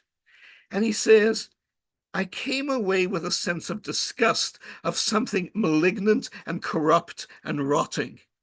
How many English writers had the guts to see that in Churchill, especially in the 1940s? This is what you get when you read Malcolm Muggeridge. And Muggeridge regards H.G. Wells as the quintessential figure of the 20th century. He says, here is this ridiculous little man, jumped up, vain, absurd, with a squeaky little voice, who is given unbelievable riches, wealth, global fame, who is welcomed by successive presidents of the United States, emperors of Japan, and the leaders of the Soviet Union. And yet through it all, he remains what he has always been, Mr. Polly, this 5 foot tall, ridiculous little jumped up, empty, pathetic snob from northeast London. And that's H.G. Wells. That's the last words on H.G. Wells. Well, it's not quite, because of course the real last word in H.G. Wells has already been the first words spoken by Matt and Cynthia, which are that he's a transhumanist monster and an enemy of the human race. And that's why the English imperialists love him to this day.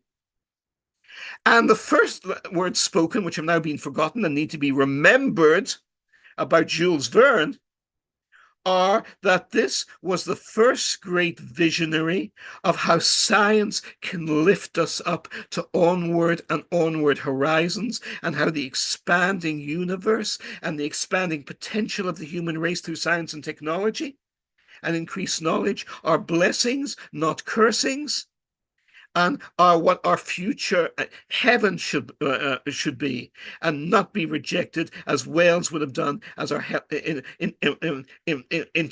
instead of shrinking into Wales's hellish, tiny, elitist utopian vision of 50-foot gods crushing the rest of the human race under their heels. I'd go with Verne. Thank you very much. I love you, Marty.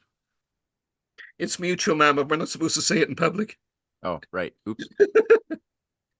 Yeah, that was cool. No, That was really cool. the new transgender age. If Kamala gets in, maybe I'll get a cabinet appointment with her after all. Hey, Marty, have you ever read Wells's Star Begotten? No, go ahead. It's a crazy story. It's like Wells creates this scenario of these elite geniuses on the earth that are shaping humanity, that have gotten their elite powers based on cosmic radiation that was sent into humanity by aliens that induce I have to say, oh no, civilization. not again. Yeah, it Well, was like very, very much flattering to his sponsors. But yeah, no, that was great. And I think what I really appreciate is your sensitivity to the nuance as well. I mean, there's so many things about your method of communication which I appreciate, but really the in this composition you just did, um, the fact that two people who could, on the surface, appear to be optimistic about science and technology and the future could seem to have a lot of similarities, but the difference is everything. If one has all of their stories animated by a misanthropic hate of humanity, which is yes, clear in one, whereby humanity, which is has these ideals of applying science technology and breaking through our boundary conditions, but it's foolish. It's kind of toxic. Whereas the other one actually cares about humanity, and you could see that, and it just shapes everything that every detail of the stories of Jules Verne. So I do very much appreciate your ability to weave that nuance into your composition so nicely. And I would very much like a presentation on Superman. Yeah, that's overdue. You've been saying that now for like a year and a half, and I keep on like putting that on my to-do list, and I push it back into the future. But no, yeah, let's make that in your next presentation, because I do want to hear the Nietzsche versus was it Schultz? Jerry Who's Siegel. Siegel, right? Siegel. Wasn't it Schuster and Siegel or Mr. and Siegel, that's right. okay, Yeah. right. Two nice, very lower middle class Jewish boys from Cleveland, of all places. Yeah, that would be a fun class. All right, cool. And I'm noticing that in the comment section, there's my desire is being seconded by some watchers here. So let's open up for some Q&A for Marty. I've got something on WT Steed, which I'm going to withhold regarding a prediction that Steed made regarding the sinking of the Majestic in the 1890s, which it kind of blew my mind to read about that. But I'm going to withhold that for now, and I'm going to throw it at you soon, Marty. But Sure. until then, Paul, I saw got in there with a question. So Paul, if you're there, you could launch it. Okay, I'm unmuted. Hello, Martin. Thank you very much. Thank you. This has been a great trip for me. Actually started, I think Matt said some things over the last months that started me down this separation of science fiction. There is two different subversions of science fiction, and I wasn't really conscious of it. There's this dystopian stuff, which seems to dominate. And then there's this Jules Verne, this optimistic genre. And I grew up loving science fiction. I always told people, but it was a contradiction. I often was completely starved and disappointed by the science fiction I was exposed to. I think it started, my mother used to read me Jules Verne's. That maybe was the very first science fiction I was exposed to, which set me on this love. So I guess I had so much frustration lately trying to find films, good science fiction films, that ones that are this genre. So I guess I would just express that frustration and thank you to all of you. And just a general question to you and anybody, is there any way to identify, or where do you look to find films or books? I found the Ian M. Banks books, the Culture series recently, and I found those were very good. Relatively, but in general, yeah, there's so much dystopian stuff out there. How do you find this, this more Jules Verne genre? The answer is there isn't much of it. You're right. And I think a lot of that is reflected even also with a sense of the way the 20th century has gone. You had two world wars. You had some surprisingly, what's the word, optimistic stuff in the 1930s. But by today's standards, it looks childish and amateurish. And most science fiction, I'm not sure where one starts with this. If you read the very first three Isaac Asimov Foundation novels, which have always been my favorite, I adore them. But he comes back to them in his old age, and it's totally different. He doesn't have John Campbell, the magnificent editor of Genius, who did so much to really make Asimov what he was. Without Campbell, there is no Asimov. And the later novels are depressing, mediocre, endlessly long, no action whatsoever, no humor, no fun, none of the light, bright, unpretentious freshness that made the first three so great. But then a year or two ago, there was a hugely ambitious cable TV series with an unlimited budget, a Foundation. And they fucked it all up.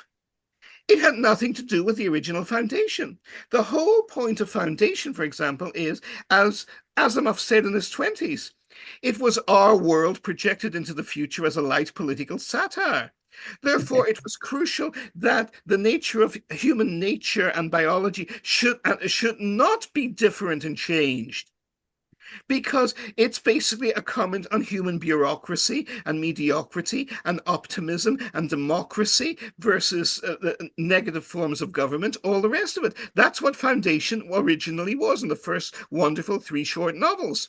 And instead, you have multiple clones that live forever and, on huge, wonderful CGI worlds because you can make them, therefore you do.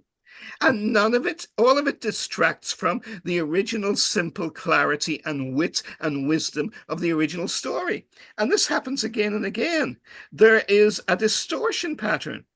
Science fiction can become better than it originally was, or it can become far, far worse.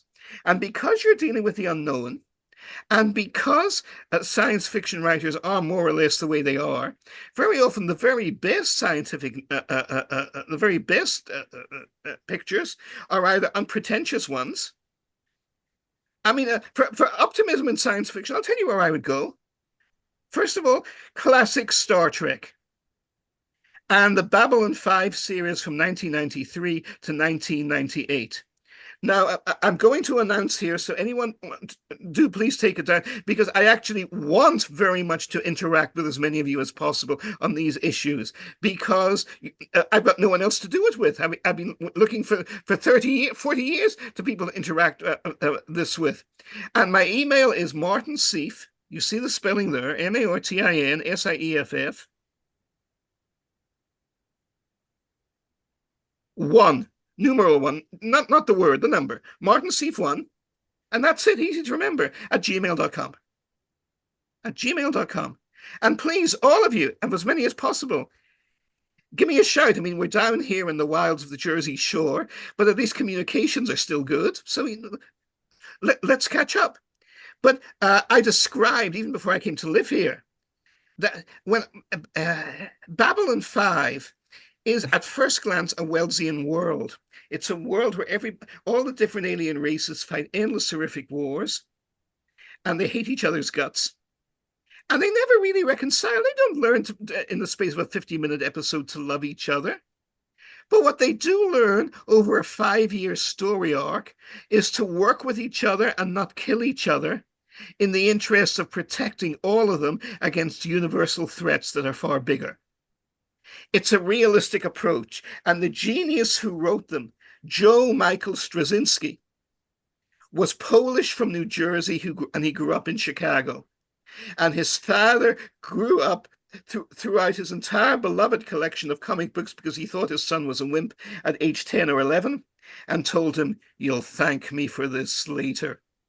And needless to say, 50 or 60 years on, Joe, bless him, still hates the old bastard, right? Still hates him. But this was the world of Babylon 5, not mindless optimism, but what a world of Dietrich Bonhoeffer optimism, a world where redemption and grace are possible and achievable and must be achieved and can be and will be, but they don't come cheap and they don't come fast and they don't come easy, because then they will not be appreciated. And there is that science fiction out there. There is also, as I said, the PAL movie, I think PAL was the name of the company, The Time Machine in 1960, which is especially fascinating because it takes one of Wells's darkest, most depressing stories and takes it through the realization of world wars and still gives it a human, humane, sweet, kindly twist at the end, for which, of course, all the pretentious critics sneered at it, because he sold out H.G. Wells' vision. Yes, exactly. That's the point. Is the universe... I thought for decades myself, I didn't want to believe H.G. Wells' vision, but I did, and I didn't want to. And even decades after I didn't believe it, I still bought into the idea, well, I always enjoy reading Verne.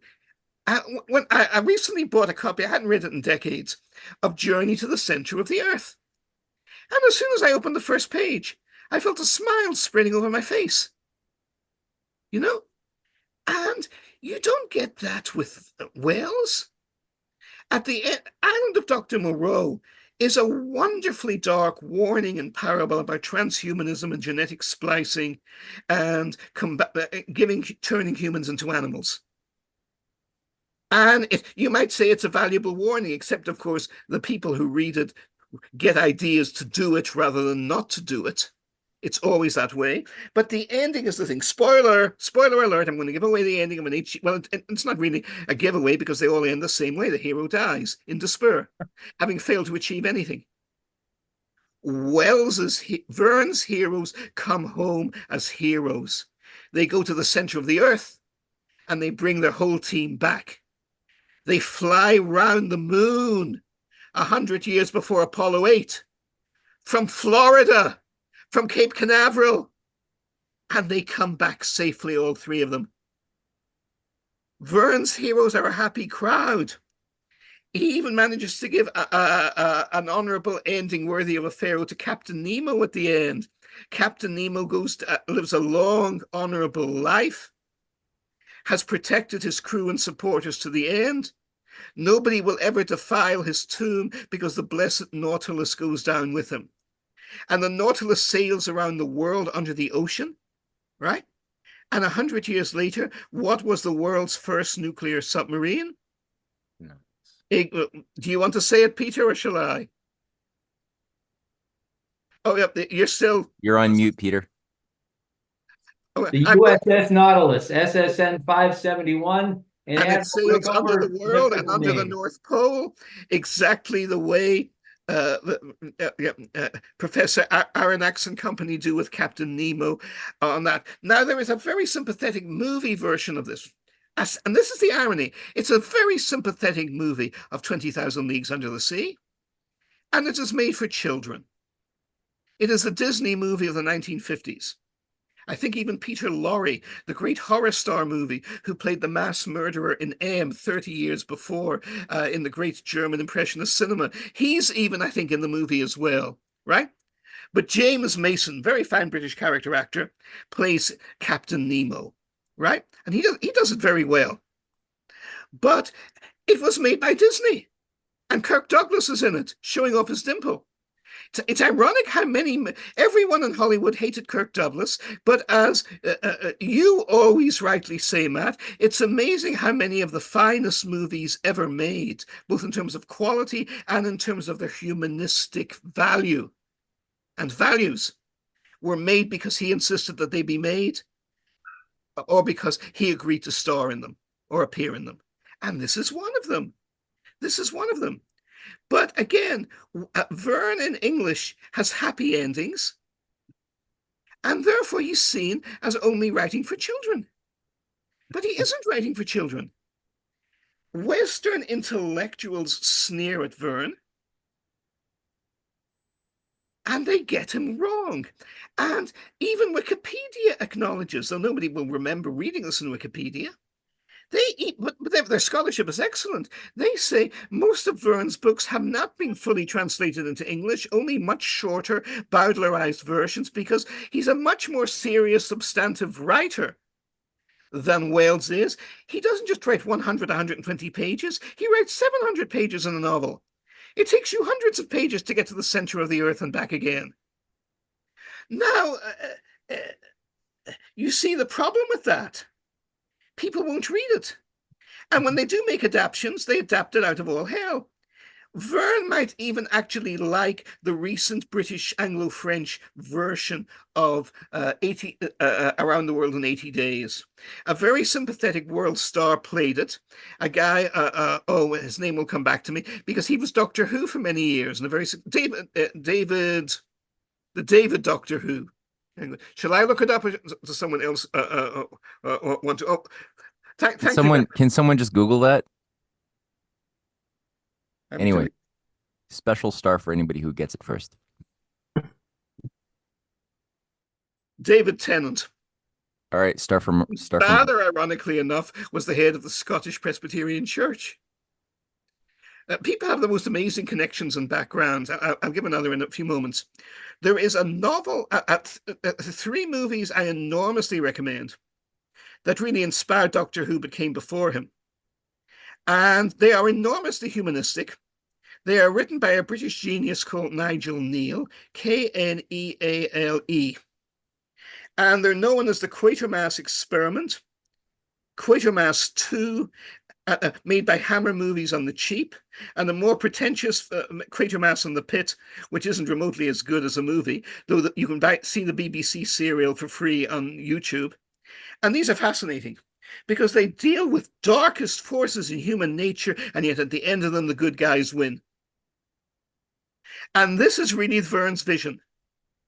And they even go into ancient astronaut stuff, but in different ways here.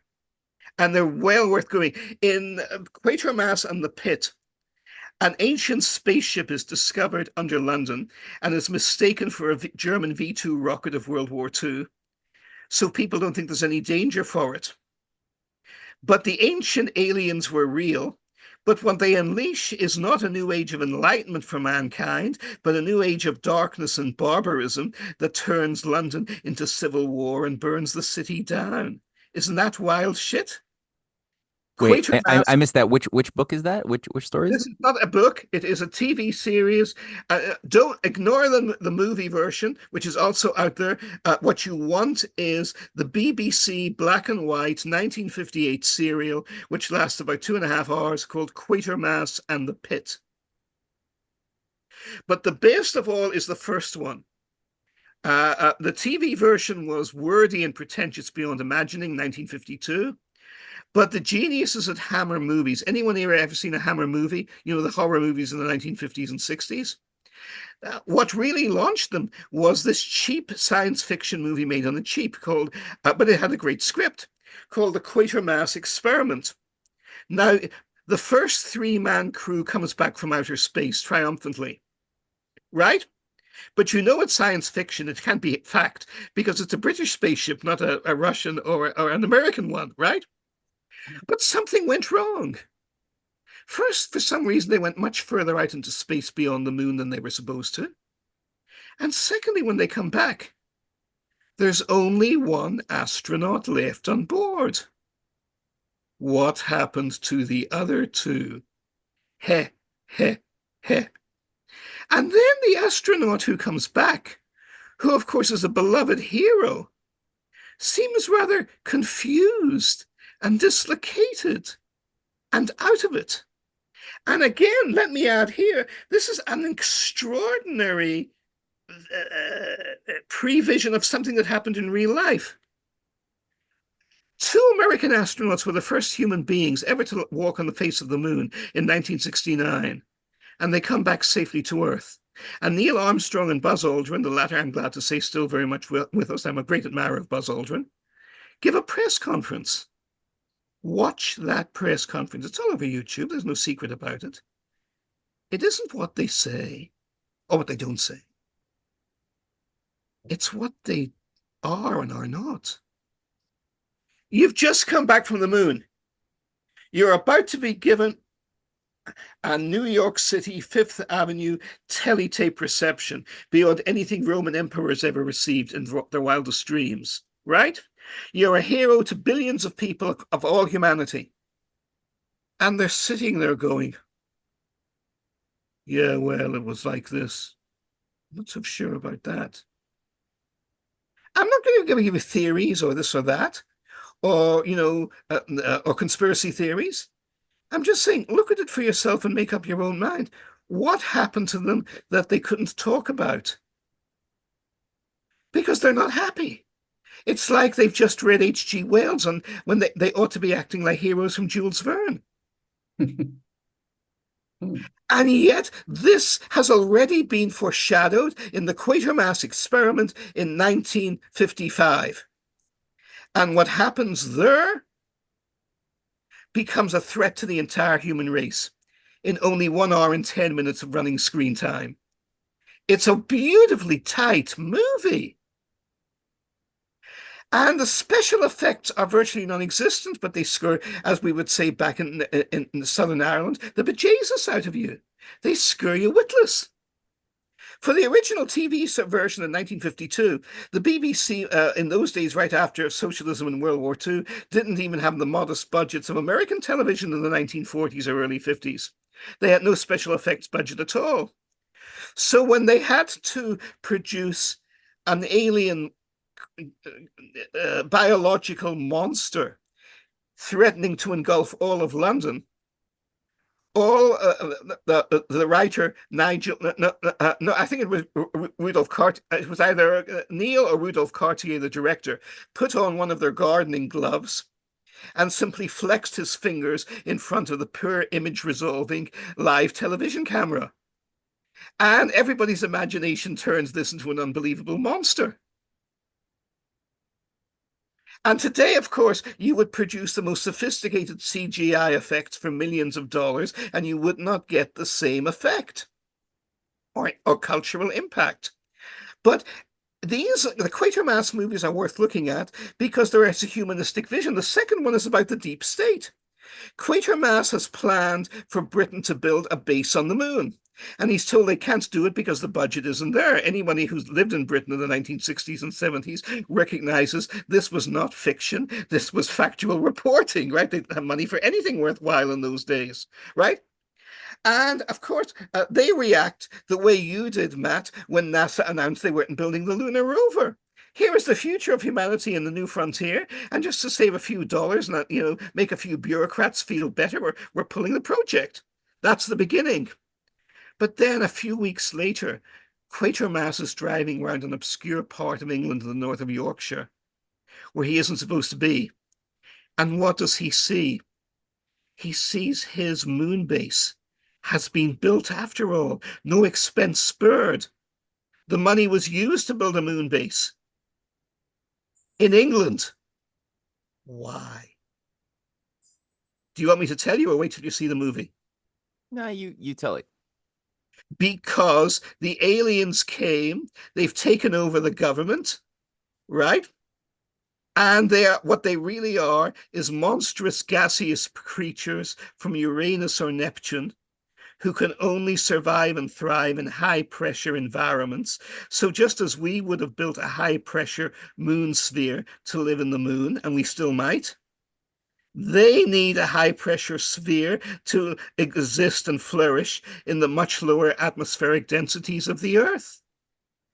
Isn't that amazing stuff? Who could come up with that? But this guy did. And you know what the BBC, British Broadcasting Corporation, paid him? About $1,000 as rates of exchange at the time. That's all the money, and they kept the rights. He didn't even have the rights. These are the ideas of geniuses. And he got nothing for them. But again, what I come back to here is, I meant to touch on it in the lecture, and of course, I only did very lightly at the beginning, and that is, imagination can produce wonderful images of the future that have nothing to do with reality. We know that. But what do we do when we find reality is fulfilling the visions of H.G. Wells or of Verne? Look, Verne, one of Verne's most ignored books, and I ignored it for this reason too, is Journey to the Center of the Earth. Why is it ignored? Why, we know the Earth is a molten mass. And if you drill below the Earth, the temperature rises astronomically and nobody can live there. Except we don't know that at all. The deepest drill hole that has ever been drilled in human history through the core of the Earth goes 6 miles, not 6,000, 6 miles. Yet the core of the Earth is 9,000 miles across. And if there are materials of a heavier density there, and it's not uniform density, and it probably isn't, that means there could be space for enormous cavern systems and enormous areas of even water there. And what does Wells envision? He envisages underground seas and oceans that are capable of sustaining life, including sea monsters. You're talking about Verne right now, right? Yes, I'm talking about Verne. Okay. So my point is not that they're there. My point is that we don't know that they're not there.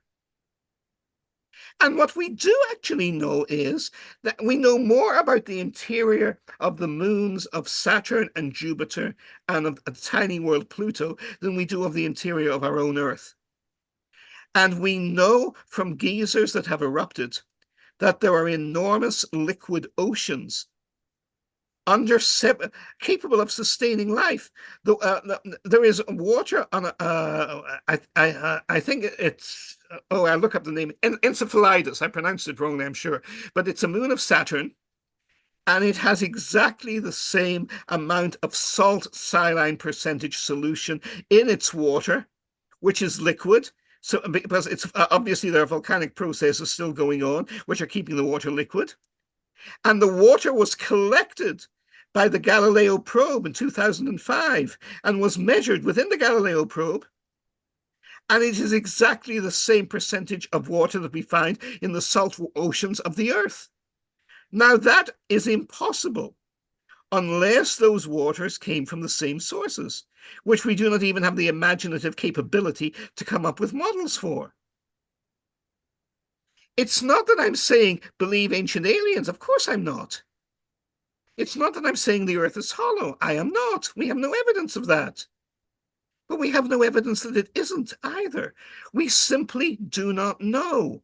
We need to accept the limits of what we know instead of extrapolating them into the infinite distances of space and even our own world. We know far less about our own world than we imagine we do. We live on the surface of our world. We live in urban areas. How many of us, how many people here live in area populations with a concentration of 100,000 people and within 20 or 30 miles? How many don't? How far?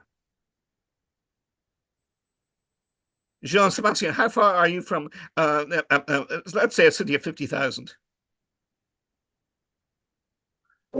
I think I heard the population, the number of population. I'm in a little city under 20 people, 20,000 people. But even 20, you see, even you are among 20,000 people. How many of us live alone in Alaska with a little poor? None of us do. No. The population density, and this is something you and I might have talked about very often, because we both believe America needs to be settled. The population density of the United States across the heartland of America is lower today by far than it was 125 years ago. And the national parks created by that great fraud, Teddy Roosevelt, are not for the American people, but they are for the impoverishment of the American people. A few thousand people go out there to be mentally lifted by visions of public parks, which they could have if 5 or 6 million of the 7 or so million square miles was even, turned over to any kind of civilized development. We don't need 6 or 7 million fucking square miles of emptiness. We don't. What the fuck for? But thousands of people vanish there every year. We think the birds eat them. Maybe it's religious cults. Maybe it is aliens. Maybe it's Bigfoot. My vote's on Bigfoot. But then I'm a romantic, right? But the real answer is we don't know. But it is a matter of public record that people disappear. The Atlantic magazine, which is supposedly respectable in New York City a couple of years ago, pointed out that in Alaska, 16,000 people have vanished without trace, without any bodily parts being found in the last 35 years. Now, if you've been to Alaska, as I have, and you've knocked around there a bit, you won't be surprised. Alaska is enormous, and it's empty, and it's dangerous. And that's really all you need to know. But having said that, the native peoples, who I always have the highest regard for, I'm very Irish rather than English in that respect, you understand. The English were always into cultural genocide, before, even after completing all the other kinds. They never lost their taste for genocide in principle. So once you've exterminated the peoples, at least try and exterminate their wisdoms afterwards and records afterwards too. But they all talk about different kinds of creatures and monsters. Gigantic birds that can lift up and eat people. Bigfoot, of course, blah, blah. Loch Ness monster type things, which if they exist would be giant eels. There's no evidence to support they're dinosaurs or breathing plesiosaurs whatsoever. But people want to believe that, so they believe it. But the key point here is, where do we all live? We live on the surface of the earth. None of us lives below the earth in any significant degree. Nobody knows what's there. We know nothing about our own oceans virtually, or very little. We watch TV when we have it. Verne knew more than we did because Verne knew what he didn't know. Verne knew that there were unexplored places out there and there was uncertainty as to what was in those places. Today we watch special effects about Star Wars and cosmic this and that, and Geordie LaForge, who is my least favorite engineer ever on any science fiction show, never gets his hand dirty, never. I enjoy screwing nuts and bolts. I'm embarrassed when I solder wires together. It's a real challenge to me, but I respect it. I take it seriously. My father was a radio engineer. My wife is an IT engineer. 2 of my kids have engineer training of different kinds. I'm a klutz surrounded by capable engineers. But as a result, I do respect engineers and engineering. But in Star Trek, there's none of this. You just sit back and you draw on something on your computer screen and you've solved the problem of the universe. No wonder none of our F-35s flies anymore.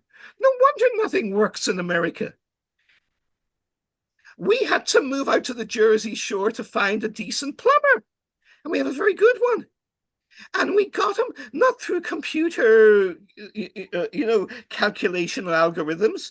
We simply asked our neighbors who they used.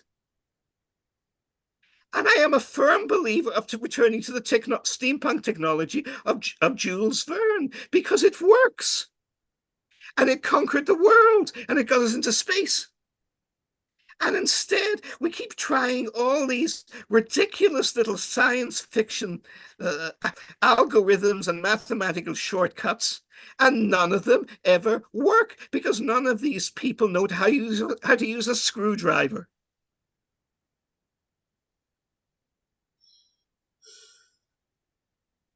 Marty, we have like six, 7 or 8 people who want to ask you I'll questions. try and shorten my answers, guys. You know what I'm No, like. it's lovely. It's a joy. But you have time for like a handful of other questions coming Oh, at you? please. Yes, absolutely.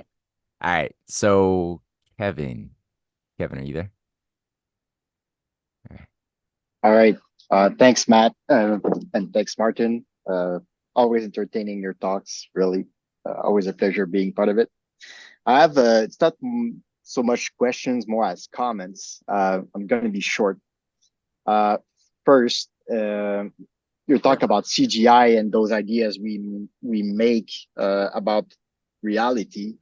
I just wanted to point out how, since the movie Interstellar, uh, they famously depicted a black hole in Yes. this movie, and since that movie, it's now commonly accepted, right, that a black hole, even though we are not even sure it exists, as far as I'm concerned, I don't think it does, but whatever, for those people who think that it does exist, now to them it exists in the form that it was represented in the movie. So it's just weird how all the CGI stuff is bringing images in the minds of people about stuff that they don't know actually exists.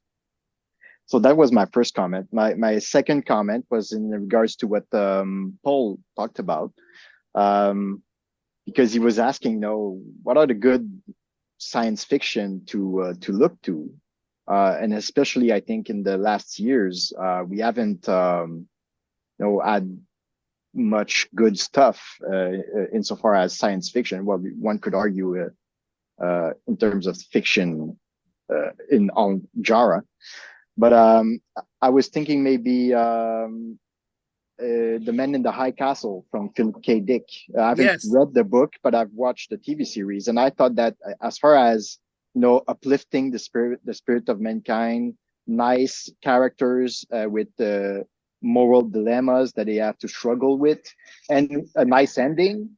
I thought that The Men in the High Castle was a pretty good science fiction work.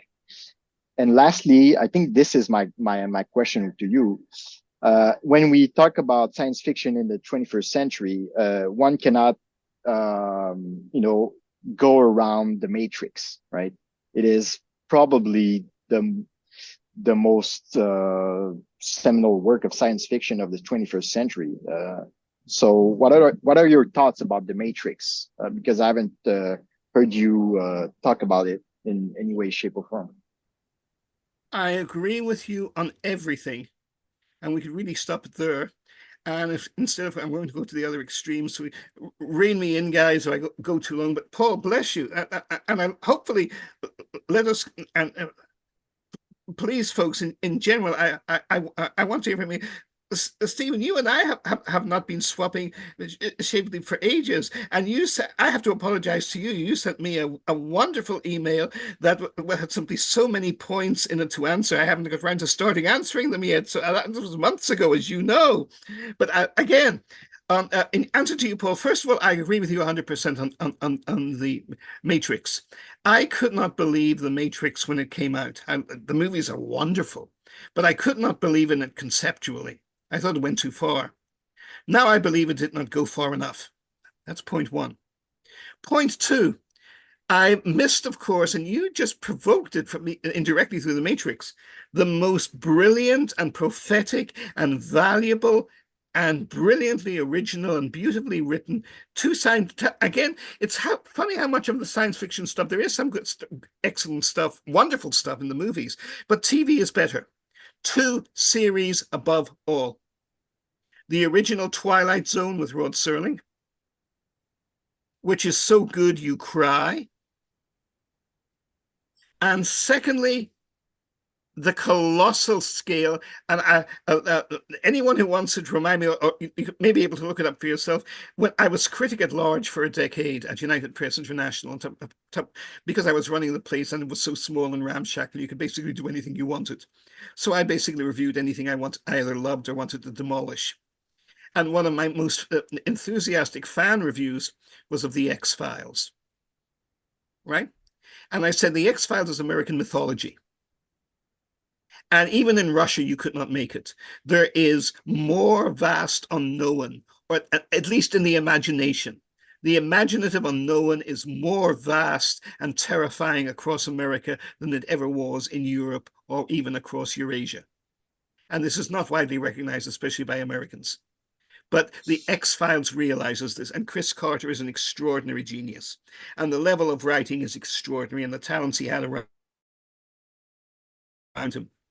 But for example, but there is much more than that. If you look at all the conspiracy theories today that we see everywhere that cover society, they are all presented originally in fiction, pure fiction form in the X-Files, which leads me to several speculations on what we were talking about. Is Chris Carter a prophetic genius, like Verne and even Wales in their own way? And is he just tuning in without he isn't an occultist, we know that, but is he subconsciously tuning in to stuff that is not going to happen for another 10 or 30 years?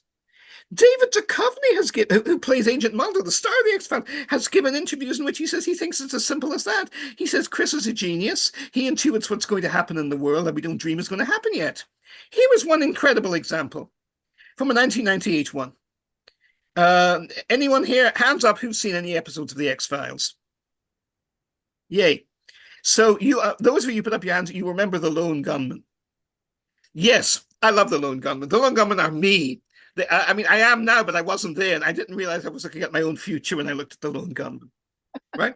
And they believe, because of course, they know it wasn't a lone gunman that shot President Kennedy, because you have to have a brain smaller than Joe Biden's to believe that nonsense. Right? And that should be biologically impossible, but of course it isn't. Right? But there's one episode where Mulder goes in and he says, hey guys, this is 1998. You'll never believe what I just learned, what the FBI has just learned.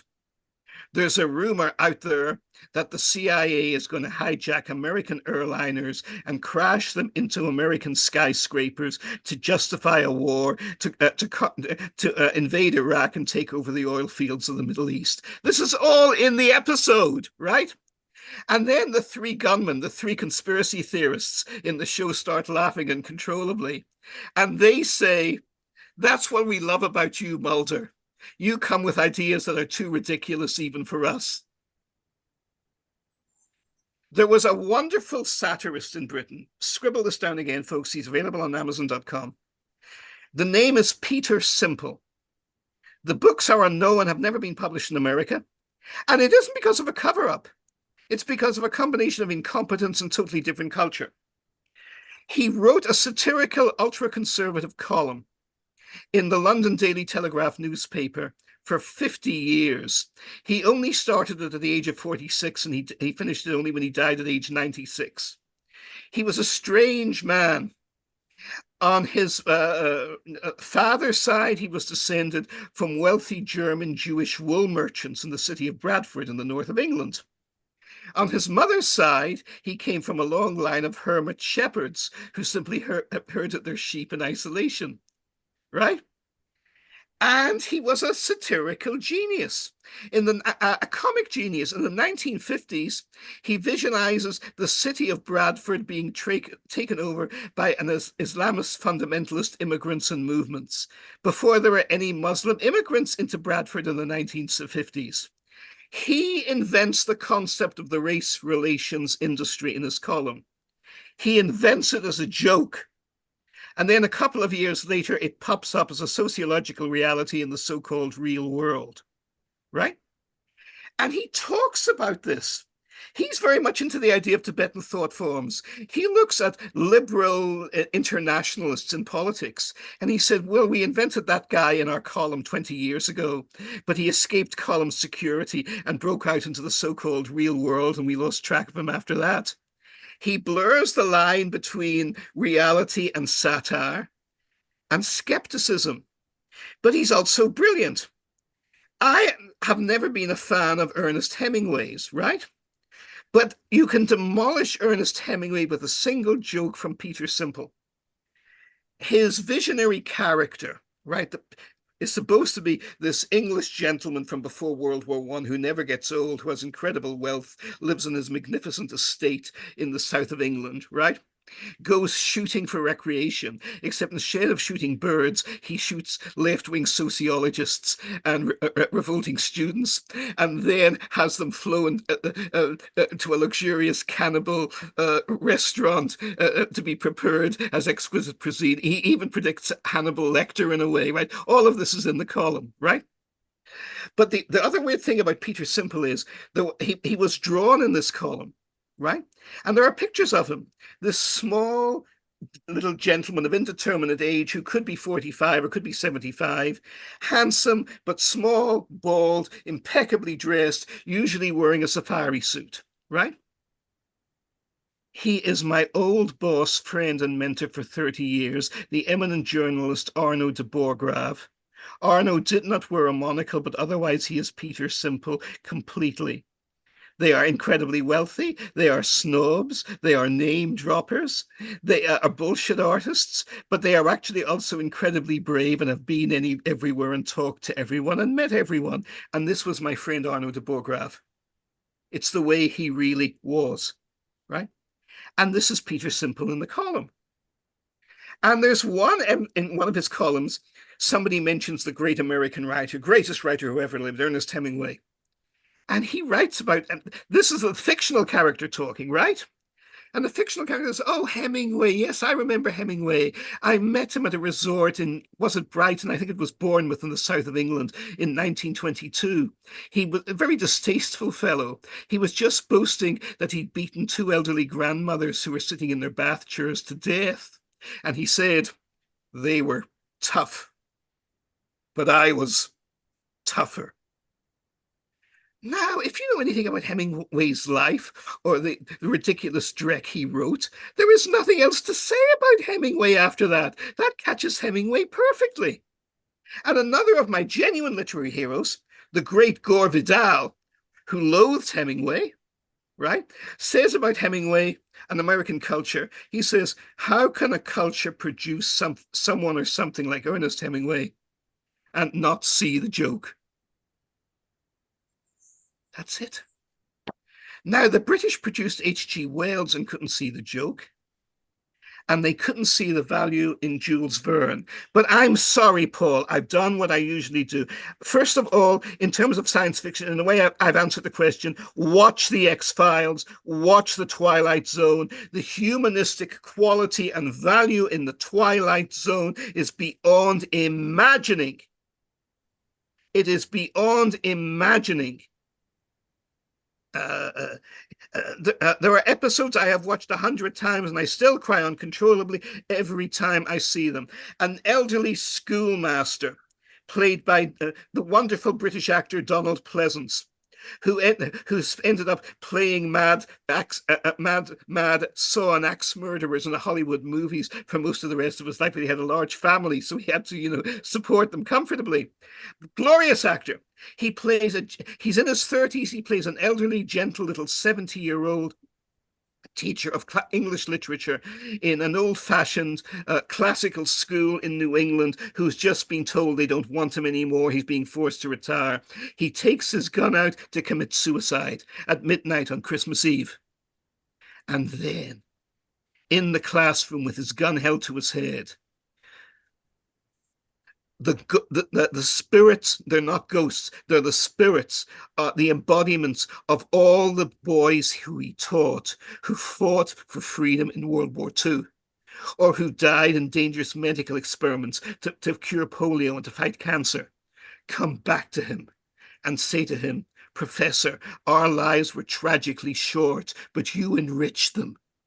You inspired us. You ennobled us with your literature. And he's renewed for a new cycle of his life. And all of this is on CBS prime time in less than 30 minutes. And there are 150 shows like this. An SS commandant comes back to Dachau to remember the good old days when he thinks he's free from prosecution in the 1960s. But the ghosts of those he murdered are waiting for him to try him and commit and judge him. Less than 30 minutes. A wagon train with American pioneers is crossing the Mojave Desert and somehow stumbled into New Mexico, but they're a long way from California. And the son of their visionary leader is dying of tuberculosis. His only child, and his wife cannot have another one. And the little 8-year-old boy is dying. Well, I'm not giving up, honey. I'm going to go over that, just over that. What can it do, Chris? You're going over the rim of that hill. It's only 100 yards away. And our son is dying. He goes over the rim. He goes forward 100 years. He finds a diner. The nurse in the diner gives him penicillin, which he brings back and saves his son, who goes on to become a pioneer in curing childhood fatal diseases. And all of this is an idea in 30 minutes of time. A very different take on time travel from the bloated, pretentious, incredibly depressing, literally inhuman H.G. Wells, right? A Royal Flying Corps pilot in 1918 is a coward and leaves his best friend and colleague to die, to be shot down by German biplanes. He flies into a big white cloud, and when he emerges, he lands at the United States Air Force Base in 1958. My God, we never dreamed you people were this advanced. How come we didn't know about it? And then he learns that the man who he left to die all those years ago is still alive and is one of Britain's greatest heroes and helped win the Battle of Britain and saved thousands of lives. But he can't be alive. I left him to die. There's no way he could have escaped unless I saved him. And he flies back to his own death and saves the life of his friend, who becomes one of Britain's most crucial defenders 20 years later. Now, contrast this with Wales. These are 30, 25-minute shows. They're over and that's it. This is science fiction. This is humanistic science fiction, and it's never been done better. Watch that. Watch The X-Files. Watch Babylon 5. And please, talk to me about them. Talk to me about them. All right, now, I think Marty wants people to talk to him about their ideas about whatever gave you that impression. Yeah. No, that's great, Marty, and it's very bold that you're putting out your email like that. So it's martinsieff1@gmail.com for people who want just realized I have no problem with everybody here, but if it goes out on YouTube, well, on the other hand, it's too late, Marty. I do like having YouTube now with assholes and idiots. I'm very Irish that way. So go on, Matt. Yes. Yeah, you can't take it back. It's on YouTube. Okay. All right. So the next question is from Monty. Monty, you still there?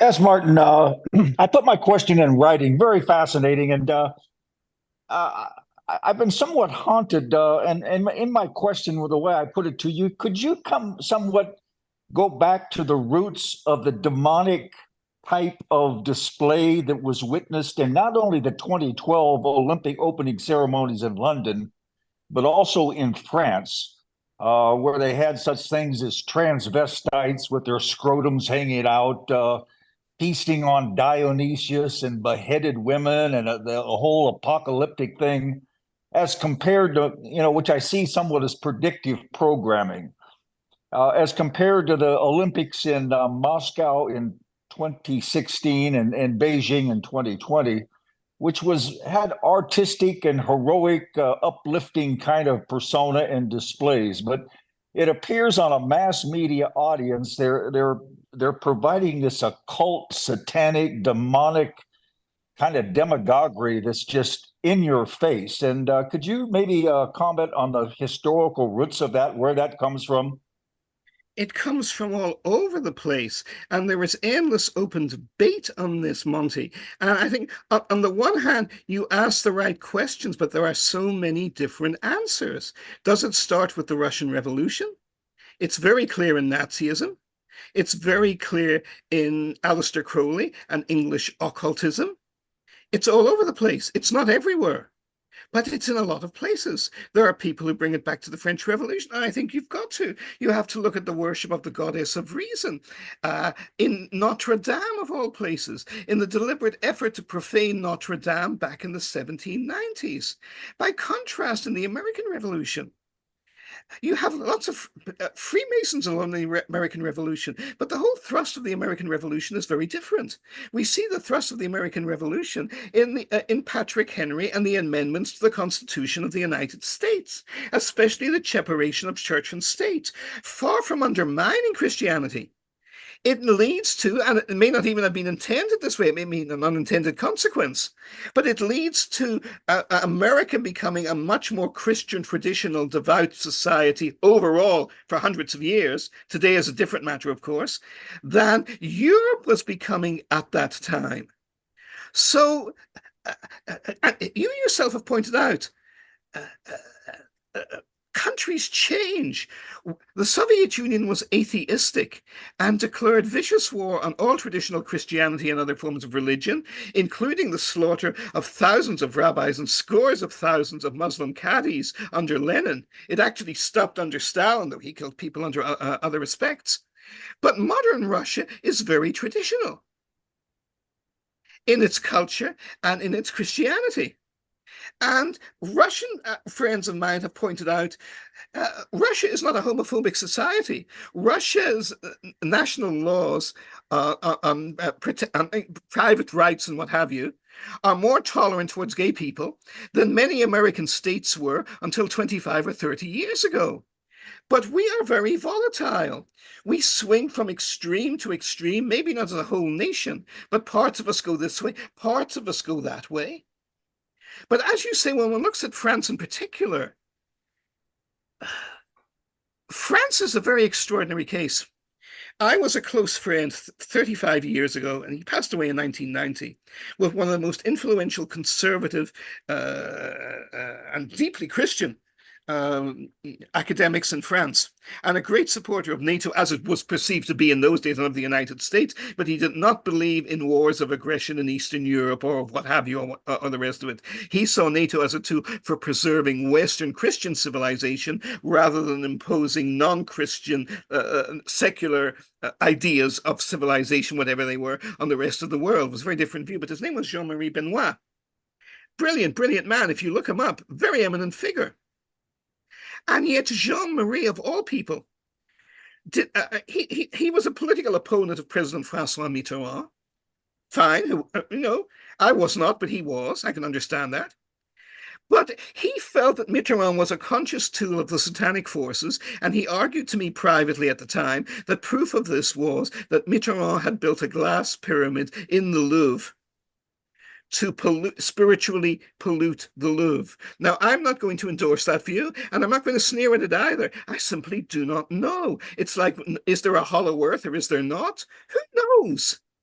But what floored me was that this level of conspiracy war on both sides with such an intensity was alive and well in France. Now, if I had not seen that ceremony, Monty, I might laugh at what you say and say, oh, it's absolute nonsense, you're imagining it, this, that, and the other. But the point is, you're right, the ceremony was made. Why? You can be, Russia had been a communist society for varying periods of time, but now they have much more traditional symbolism in what they do. If you look at the Spanish celebration of the opening of the Olympics in 1992, one of my all-time favorites, it's not Christian, it's deeply rooted in Greek mythology. But it's not subversive to either Christianity or to Western mythological or cultural or civilizational themes at all. And here is France. For 1,000 years and far longer, at least for 1,500 years, are the most powerful Christian nation in Europe and one of the most important in the world. And they put on this. And, I will just say, I think there is cause for wonder. There is cause for wonder. I don't have an answer to your question, but I'm glad you asked the question. Yep. No, that was good. That was a nice response. And yeah, it's definitely an important aspect to this whole thing. The occult connection to the battle over creativity and the imagination of the people. You can't understand a lot of this stuff unless you actually go to the not just contemporary occultism, which is extremely important in terms of thinking about the creative origins for a lot of the planning. What appears to be geopolitical on the surface actually has in its creative origins a lot of occult incentives or ideologies. And that's something a lot of people just don't know how to look at because it's crazy as shit. It's crazy. So Yes, people who are exactly. like typically used to like imperialist analysis of an academic nature just don't go there because they're like, my mind can't venture into those crazy ass domains. But it's important to do that because that's how things happen.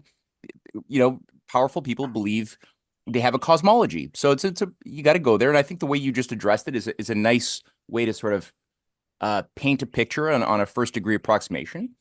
And this goes back to ancient times, right? When the Olympics were originally coming online, there were battles between whether human beings should be organized around a concept of a rational creator with moral aspects, or whether there would be a mystery cult of high initiates that would manage society based upon a sorcery priesthood that would, cast the shadows on the cave wall of a reality that would be perceived by the people. That was a battle back then, and it still is to this very day. So it is relevant, and it does play into this discussion about like the nature and purpose of fiction and science fiction, especially in the more recent age. So Yes. yeah, thank you for asking the question, and I appreciate that you addressed it the way you did. That's good.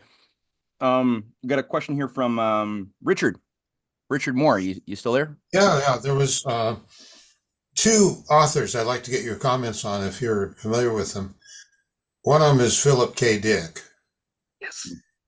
And then I don't know the name of the author, but Cloud Atlas. I mean, to me, Cloud Atlas is monumental. I just wondered what you thought. I'm not at all familiar with Cloud Atlas. I apologize for Richard. Philip K. Dick is my all-time favorite science fiction writer. I think he's the greatest of them all. And the way I like to introduce him is, think of Franz Kafka. Now, if Franz Kafka had written,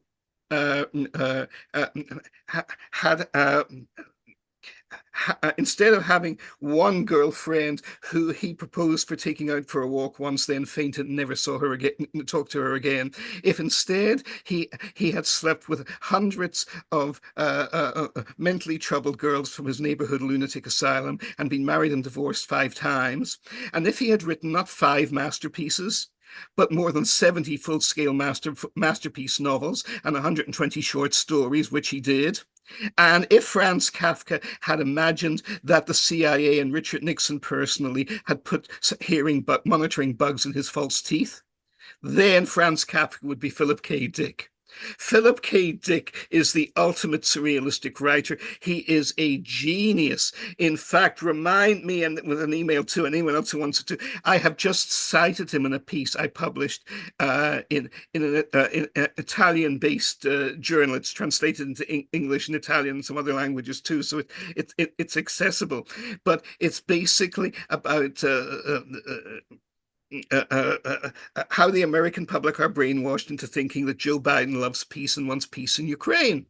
And that is, there's another of Dick's novels, I'm sure are familiar with it, Time Out of Joint. There's a guy who lives in California in the 1950s, nice, cozy, middle-class house. And the only odd thing about his life is he makes a comfortable living by winning every day a picture puzzle in the local newspaper, which says, "Where will the little fat man throw the ball?" And every day he wins this and he makes money from it. That's the only weird thing in his life, of course. But then one day he's walking past his hot dog stand, and the hot dog stand disappears. And there's instead a post-nuclear howling wilderness out there, right? And a little piece of paper that says on it, "hot dog stand." And then suddenly everything's normal again. And of course, he's not living in 1950s suburban paradise at all. He's living in a post-apocalypse nuclear wasteland 50 years later. And he's been brainwashed by pieces of paper. When the piece of paper says cozy suburban house, he sees the cozy suburban house. And this is the key to modern America. We aren't fighting for democracy in Ukraine. We are not fighting to preserve the Ukrainian people. We sent 600,000 of them to their deaths. All that matters is the label, and people will believe the label. But Orwell was right again. Working class people who work with their hands or have had to watch where their next living is coming from, or have to dig in the garden or work in the fields or work on an industrial assembly line, or actually have to use a screwdriver once in a while. They can't just press buttons like Geordie LaFord in Star Trek The Next Generation. Everybody there still has common sense. But everybody who reads the New York Times and the Washington Post and what reads PBS, exactly. I mean, there's a famous Hans Christian Andersen story of the little boy who says the emperor has no clothes. Look at the silly emperor, and the emperor had no clothes. That always speaks to me. I'm basically always a 13 or 14-year-old little boy off the streets of Belfast who, knows how to be patted on the head by the teachers, but otherwise is getting drunk and chasing girls and doing all the illicit things and throwing stones at cars with all my mates, what have you. And we just see the world as it is. We don't see the world yet the way we're supposed to see it. It's I always forget. Have you taken the red pill in the Matrix, or what's the other color? I always lose track of them. That's my problem in life. I took the wrong pill. But that's exactly right. And so and again, I apologize before. I think it was to someone who's offline now, who was asking me what I thought of Philip K. Dick. And thank you for bringing it up again, Richard. He's the master. And look at the movies he made, and actually also other movies I recommend made from his genius work. And the guy who makes it more than anyone else, who makes these kind of wonderful movies that questions the accepted wisdom, is the guy you would least expect. A guy with a sinister German accent who made it bigger in Hollywood than anywhere else and became governor of California. Look at the science fiction movies of Arnie Schwarzenegger. The Terminator movies did more to raise popular awareness of the evil, unlimited evils of artificial intelligence than everything else put together. And Total Recall, made by the great Dutch Paul, I always pronounce his name wrong, Vinterhoven, who I mean, Jenny, exactly. Total Recall is a masterpiece. Schwarzenegger is great in it. They have these wonderful A-list actors and actresses all over it. The special effects are so good, they are literally unbelievable. And there are even clairvoyants who claim there will sometime in the future be future wars on Mars and rebellions of colonies. Maybe they're seeing the future, or maybe they're not. Maybe someone read Philip K. Dick stories to them. Maybe that's what happened.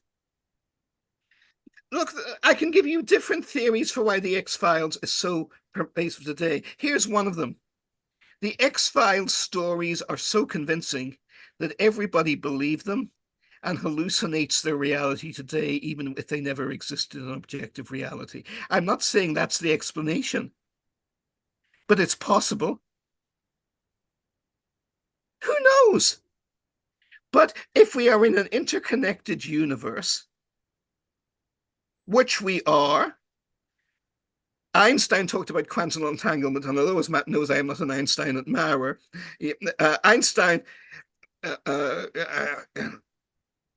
shouldn't be our replacement for Jesus, but for all too many people, he is. So if you want intellectual respectability, just quote something Einstein said. So that's what I'm doing now. He talks about quantum entanglement. There are many other models of physics that give you the approach you need. I particularly like the one that was given by a real engineer, Ben Rich. Look him up. He led for 18 years the skunk works of Lockheed Martin, which is the secret technology department of Lockheed, which was so powerful and successful that Northrop Grumman and Boeing have Boeing has Phantom Works, and I forget what Northrop Grumman catchy name they give theirs, but everybody now has an old friend of mine 25 years ago joined and understandably has not talked to me since because he isn't allowed to talk to any journalists. Because the level of secrecy and what they operate on in the Lockheed Skunk Works is 2 levels of US security higher than working on thermonuclear weapons or intercontinental ballistic missiles. Now, what can be not 1, but 2 levels of security higher than working on ICBMs and nuclear weapons? I don't know. I'm not going to speculate. But again, lots of questions, as Nassim Nicholas Taleb rightly says, the great financial analyst. Lots of questions need to be framed for their own sake and do not demand an answer, or any answer will limit the power of the question. And if we live in an infinite universe, that has to be philosophically the essence of the case. Next question. All right. Make a little announcement here. Paul Gettel has announced that he has just created a little Telegram group, which is accessible in the chat box here for people. It's called Sci-fi with Martin Sieff. For those who want to keep this conversation going and contribute discoveries or links on this topic, they can join that Telegram group, and I'm going to make that available in the description box of this video when it does go up online as well. Paul, I see your finger there. What's up? Yeah, just a question to Martin. Do you have Telegram? Yes, I do. And I always use it professionally, but I always forget to use it socially. So keep reminding me about it. If anybody, if there's the Telegram group is up and you don't see me on it, send me an email and help me join my own Telegram group. I'll need everybody's help. Yes, definitely, Paul. I already sent you an email, Martin. I needed it, man. Thank you. Okay, next. All right. So we have time for 2 more, I hope. We got Peter and Anthony. So Peter, go.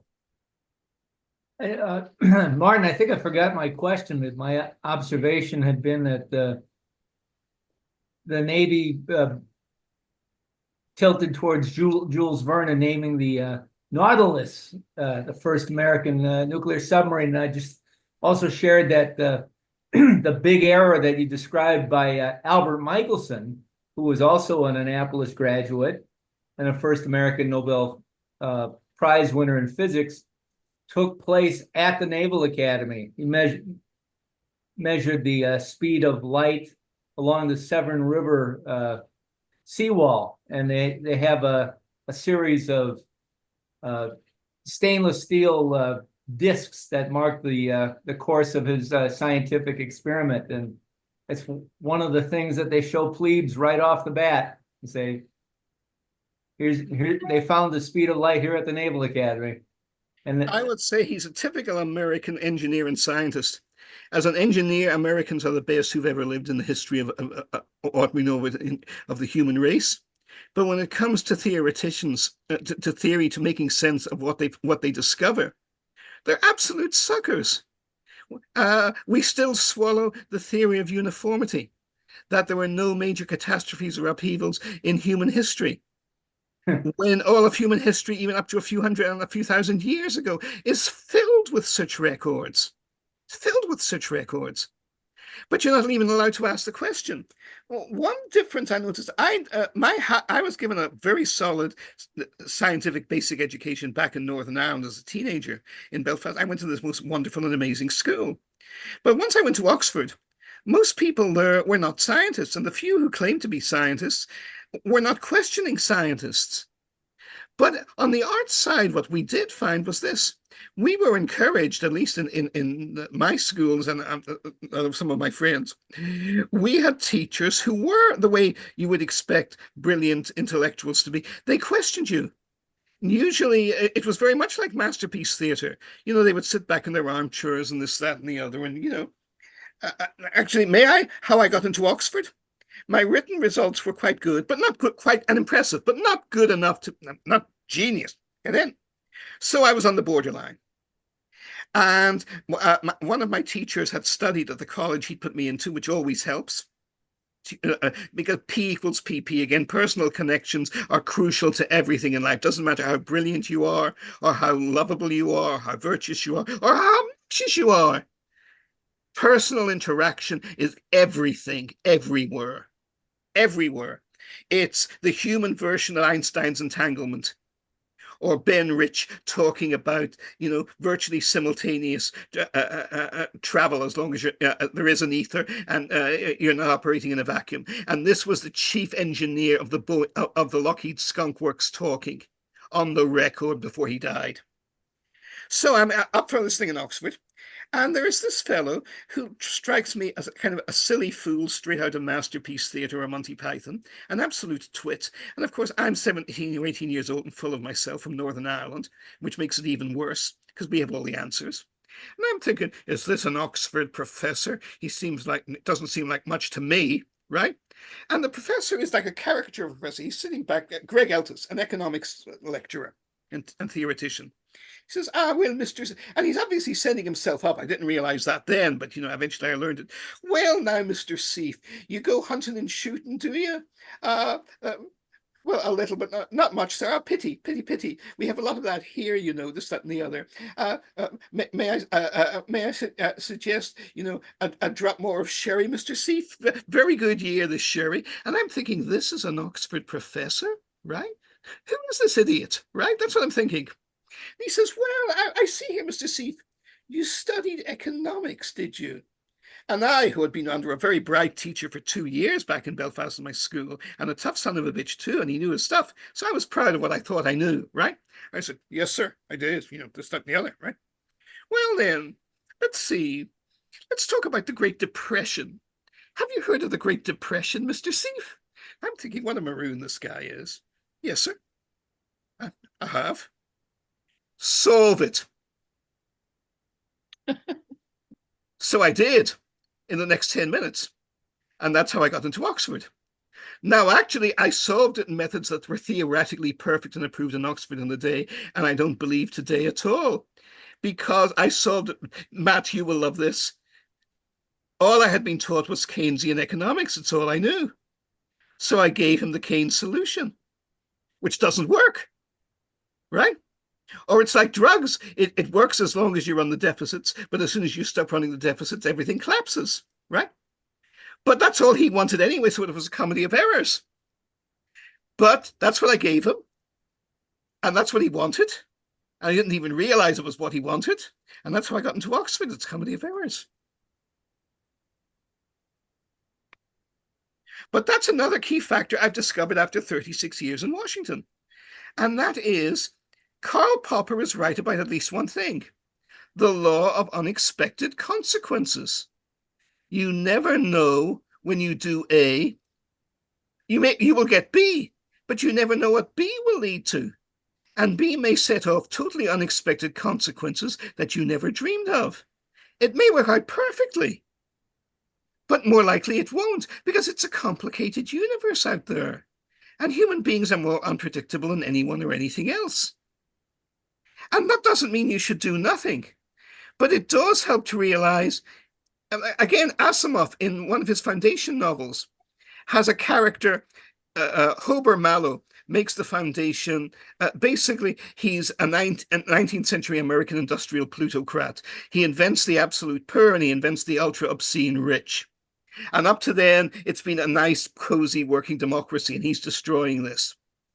And this guy is horrified because he's a decent social democrat. And he says to Hober Mallow, he says, how can you do this to us? We were a decent, kind, content, fair society. And you're making us an industrial superpower. with all the wealth concentrated in obscene hands. Don't you realize this? You're creating a civil war for 50 or 100 years from now and untold misery down the line. And what's Hober Mallow's reply? He says, maybe I am. I don't know about that. Maybe you're right. But I only know we were faced with utter destruction unless I solved the crisis today. And I solved the crisis today. What more do you want? 50 or 100 years from now, there'll be more crises, and other people will have to solve them with different solutions than the one I gave you today. Now, that's not a comforting answer. It's not a Platonic answer. It's not an answer of revelation, of pure truth. But it's an answer that tends to operate within the historical record. And we can have better answers and we can have worse answers. And I would say since Reagan's day, we've had far worse answers. We've deindustrialized America. And again, we did it for supposedly superficial reasons. But I think there are also deeper agendas below that too. I am personally of that view. Do I have the proof of it? No, of course I don't have the proof of it. Who can have the proof of it? But it means, as again, back to the Bible, St. Paul says, we see through a glass darkly. The way Plato puts it is more pessimistically.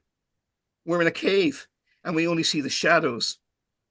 I would say we see more than the shadows, but sometimes we have to make do with the shadows. So whether you're with St. Paul or Plato, you got to learn humility. And that's not easy. I mean, I'm quite an old guy, and I don't have it.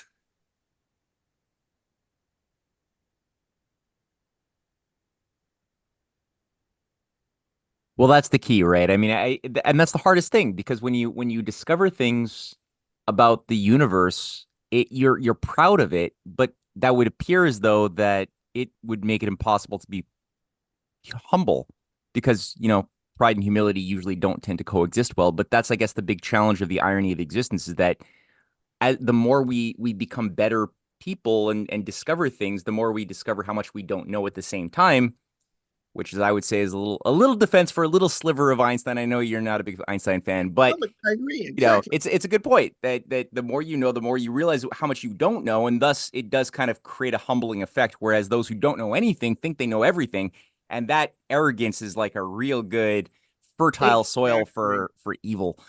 If I may, yeah. Another parallel story. One of my own intellectual heroes, Niels Bohr. He's in his 80s, and there is a conference of philosophers to celebrate his life's work in his native Copenhagen. And he attends the morning, the beginning session, and he's greatly honored. And then one of his close friends bumps in, anyone here know Copenhagen? It's a lovely city, and it's still on a human scale, where you're not surprised to bump into people you knew before from there just walking in the street, right? It's not anonymous. So at least it wasn't in 1964. And an old friend bumps into Niels Bohr, and Bohr is stumping away in furious anger from the convention to honor him. And his friend is asked, Niels, my dear friend, why are you coming away? I thought you'd be in there and you'd be glowing. They're praising you for your life's work. And Bohr said, they're all philosophers. Right now, they're debating the meaning of humility, just as you said, Matt. But none of them knows what it feels like. That's good. I like that. Well, yeah, theory versus practice, big difference. Anthony, we'll throw it over to you for the last question. I know you've been aching to pose this for a while, so launch into it, man. Okay, thanks. We can go down these rabbit holes, and it's been a fascinating discussion. But this all started out about H.G. Wells versus Jules Verne, and we've gone off onto all kinds of tangents here. So it's time to bring it back to science fiction, and I would like to talk about 2001: A Space Odyssey, because that was a formative experience for me as a young teenager, and that introduced me to the producer and a whole new world. So I'd like to talk about 2001: A Space Odyssey, and not just about the obelisk, but about HAL 9000 and artificial intelligence. And you got to remember that this was started in the 1960s. Yes. So way before anyone knew what artificial intelligence was. And the most chilling scene was when Hal refused to open the airlock. And if you go in a deep dive on it, Hal actually felt guilt if a computer can feel guilt, and let him back in. So I'd love to hear your perspective on that, Martin. I'm of the same generation, Anthony. I think I don't want to insult you that way, but you know what I mean. The occult, exactly. And I adore that movie. I actually also enjoyed 2010, which followed it, and it doesn't have the brilliance of 2001 or the sheer raw power, but it's also filled with the most fabulous concepts, and it has Helen Mirren. You know, what can be wrong with that, right? All of the above. But you have two geniuses collaborating in 2001. You have Clarke and you have Kubrick. And Kubrick, as Matt and Cynthia brought out to me, is one of the greatest of humanistic filmmakers in a Hollywood which was notoriously crushing and hostile to them. And it's amazing how much outstanding work he got done and was able to complete, especially since he was obviously a very difficult guy to work with and he was a purist. Apparently, he himself said, and his wife said also, there was this myth that he was a misogynistic hermit, just lived in his country estate in England and snarled at everyone behind a shotgun. And he actually wasn't like that at all. He lived a very agreeable social life, but he didn't mix in the literati or glitterati circles. So therefore, he got labeled as an evil hermit or what have you. But probably also they just wanted to discredit him because he made too many disquieting movies. His movie on World War I with Kirk Douglas is one of the most powerful and best anti-militarism and anti-war movies that has ever been made in history. And Spartacus, which is based on a novel by a brilliant American Jewish communist writer, Howard, again, main goes, but it will come to me soon enough. But it's an extraordinarily tragic and powerful novel, which attracted which attracted the support of such immense talents as Kirk Douglas himself, Laurence Olivier from Britain, and Charles Laughton in one of his last roles. And they're all outstanding in it. It's a remarkable. He makes remarkable movies. So when these two guys get together, wow. But as you say, it's extraordinary because even a generation before Arnie Schwarzenegger, he's pointing out the dangers of AI. And everybody laughed at this at the time. But if you, again, the thing with Clarke is what we see with the X-Files. It's what we see with Verne. It's what we even see at times, more shakily, with Wales. And that is the disquieting state. And you see it with Morgan, what's his name, on The Wreck of the Titan, which I started with. That when you're looking at these science fiction visions, somehow they are plugging into the future. They're not occultists. They don't believe in occultism. They don't try and go into it. It's something else entirely. But somehow they're just tuning into something not of their own time. Okay, if I could, sorry, if I could just interrupt. So that's a very good point. And one of the conspiracy theories was that the moon landing was actually produced in Hollywood by Stanley Kubrick because he had set out the whole thing prior to it actually happening. What do you think of that? I don't believe it. I don't believe it for a second. But again, I don't either. But exactly, it's a great theory. Exactly. I am told that a few years ago, one particular, be careful who you say this to, because a few years ago, somebody said this to Buzz Aldrin. Yeah, and he punched him. Yes, that's exactly what he did. Exactly. Now, the thing is, if anyone who's followed Buzz Aldrin is a genuinely sensitive, brilliant, profoundly intellectual guy who loves a good argument, but he's also a big, physically imposing guy. He was a combat pilot. He was an astronaut who, I mean, in From the Earth to the Moon, you know, I love these weird cultural cross currents and what have you. Buzz Aldrin did not just fly on several space flights. He actually rode astride an orbiting spacecraft in space, the way you'd ride a bicycle or a horse. He did that on one of the Gemini missions. And when they remade that in the wonderful TV series From the Earth to the Moon, who did they get to play super macho Buzz Aldrin? That wonderful actor, Breaking Bad. Oh yeah, oh great series. Yeah. I Exactly. know who you mean. Yeah, Yes, exactly. yeah. I'm sorry. I love him as an actor, and he also then won a Tony on the New York stage, I believe, for playing Lyndon Johnson, Oh, pushing through the Civil Rights Act. And I don't know if it's available yet, but I saw extracts of him playing Johnson. And this guy is 2 or 3 inches shorter than Johnson, who was an enormously big, tall, imposing Texas guy.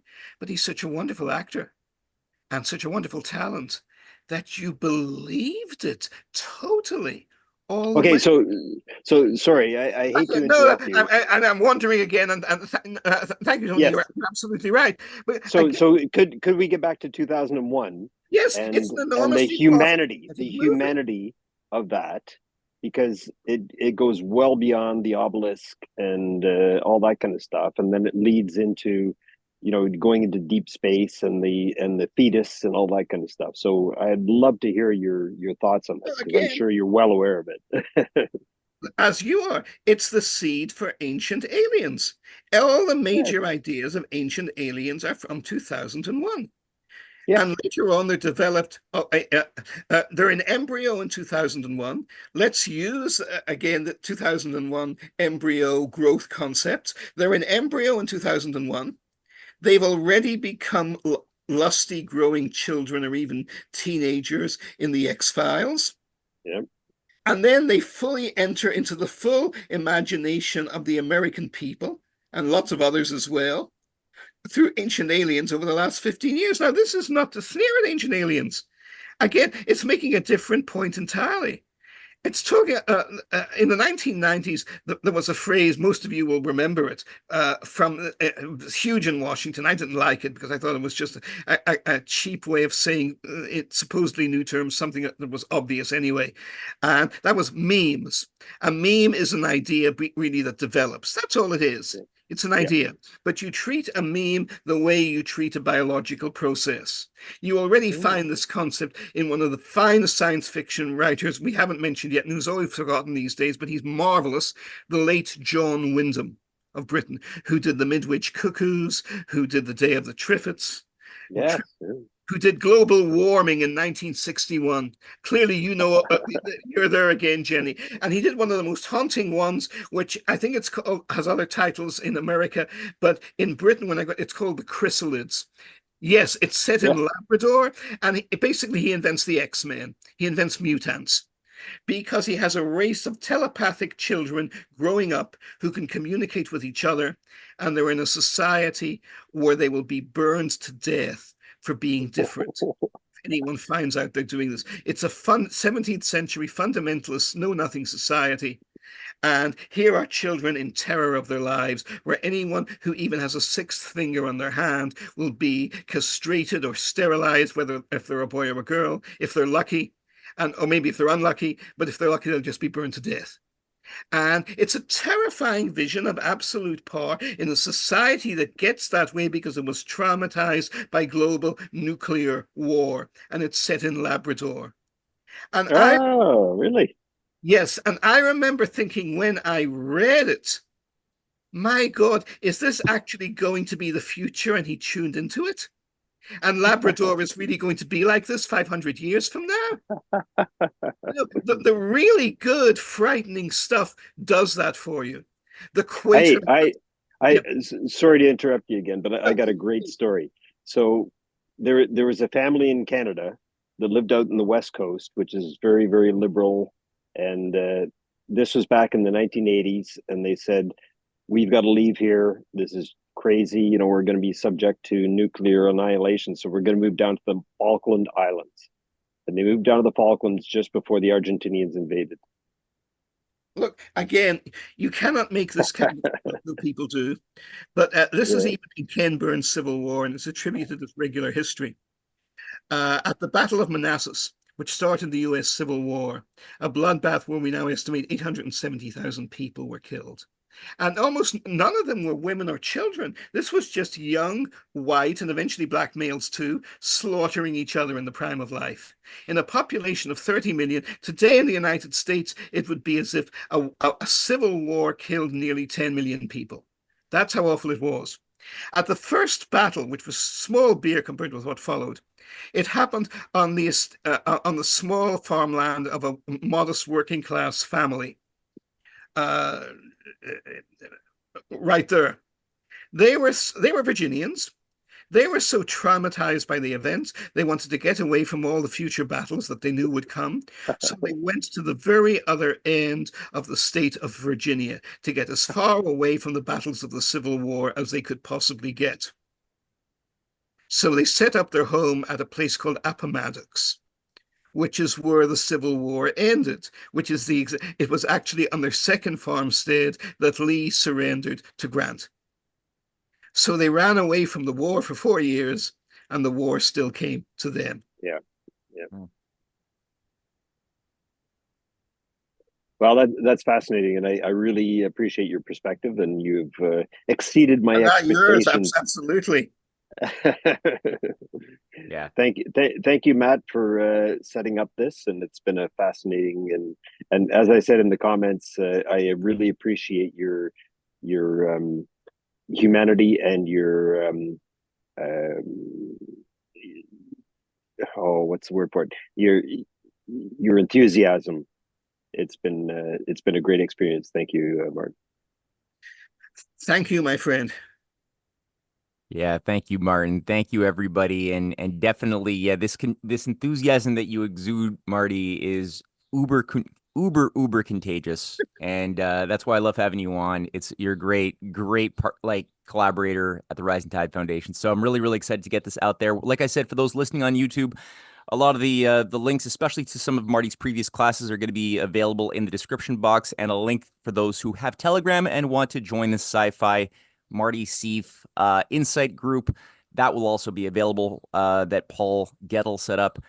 Marty, looking forward to your future classes on DC Comics and Superman versus Nietzsche. So very cool. That'll be a fun topic, and we'll join you all next week for something that will continue on this general line. So thank you, everybody. Thank you. Thank you, Matt. Bye-bye. Thank you. Cheers. Thank you. Toodles. Hey, guys. There we are.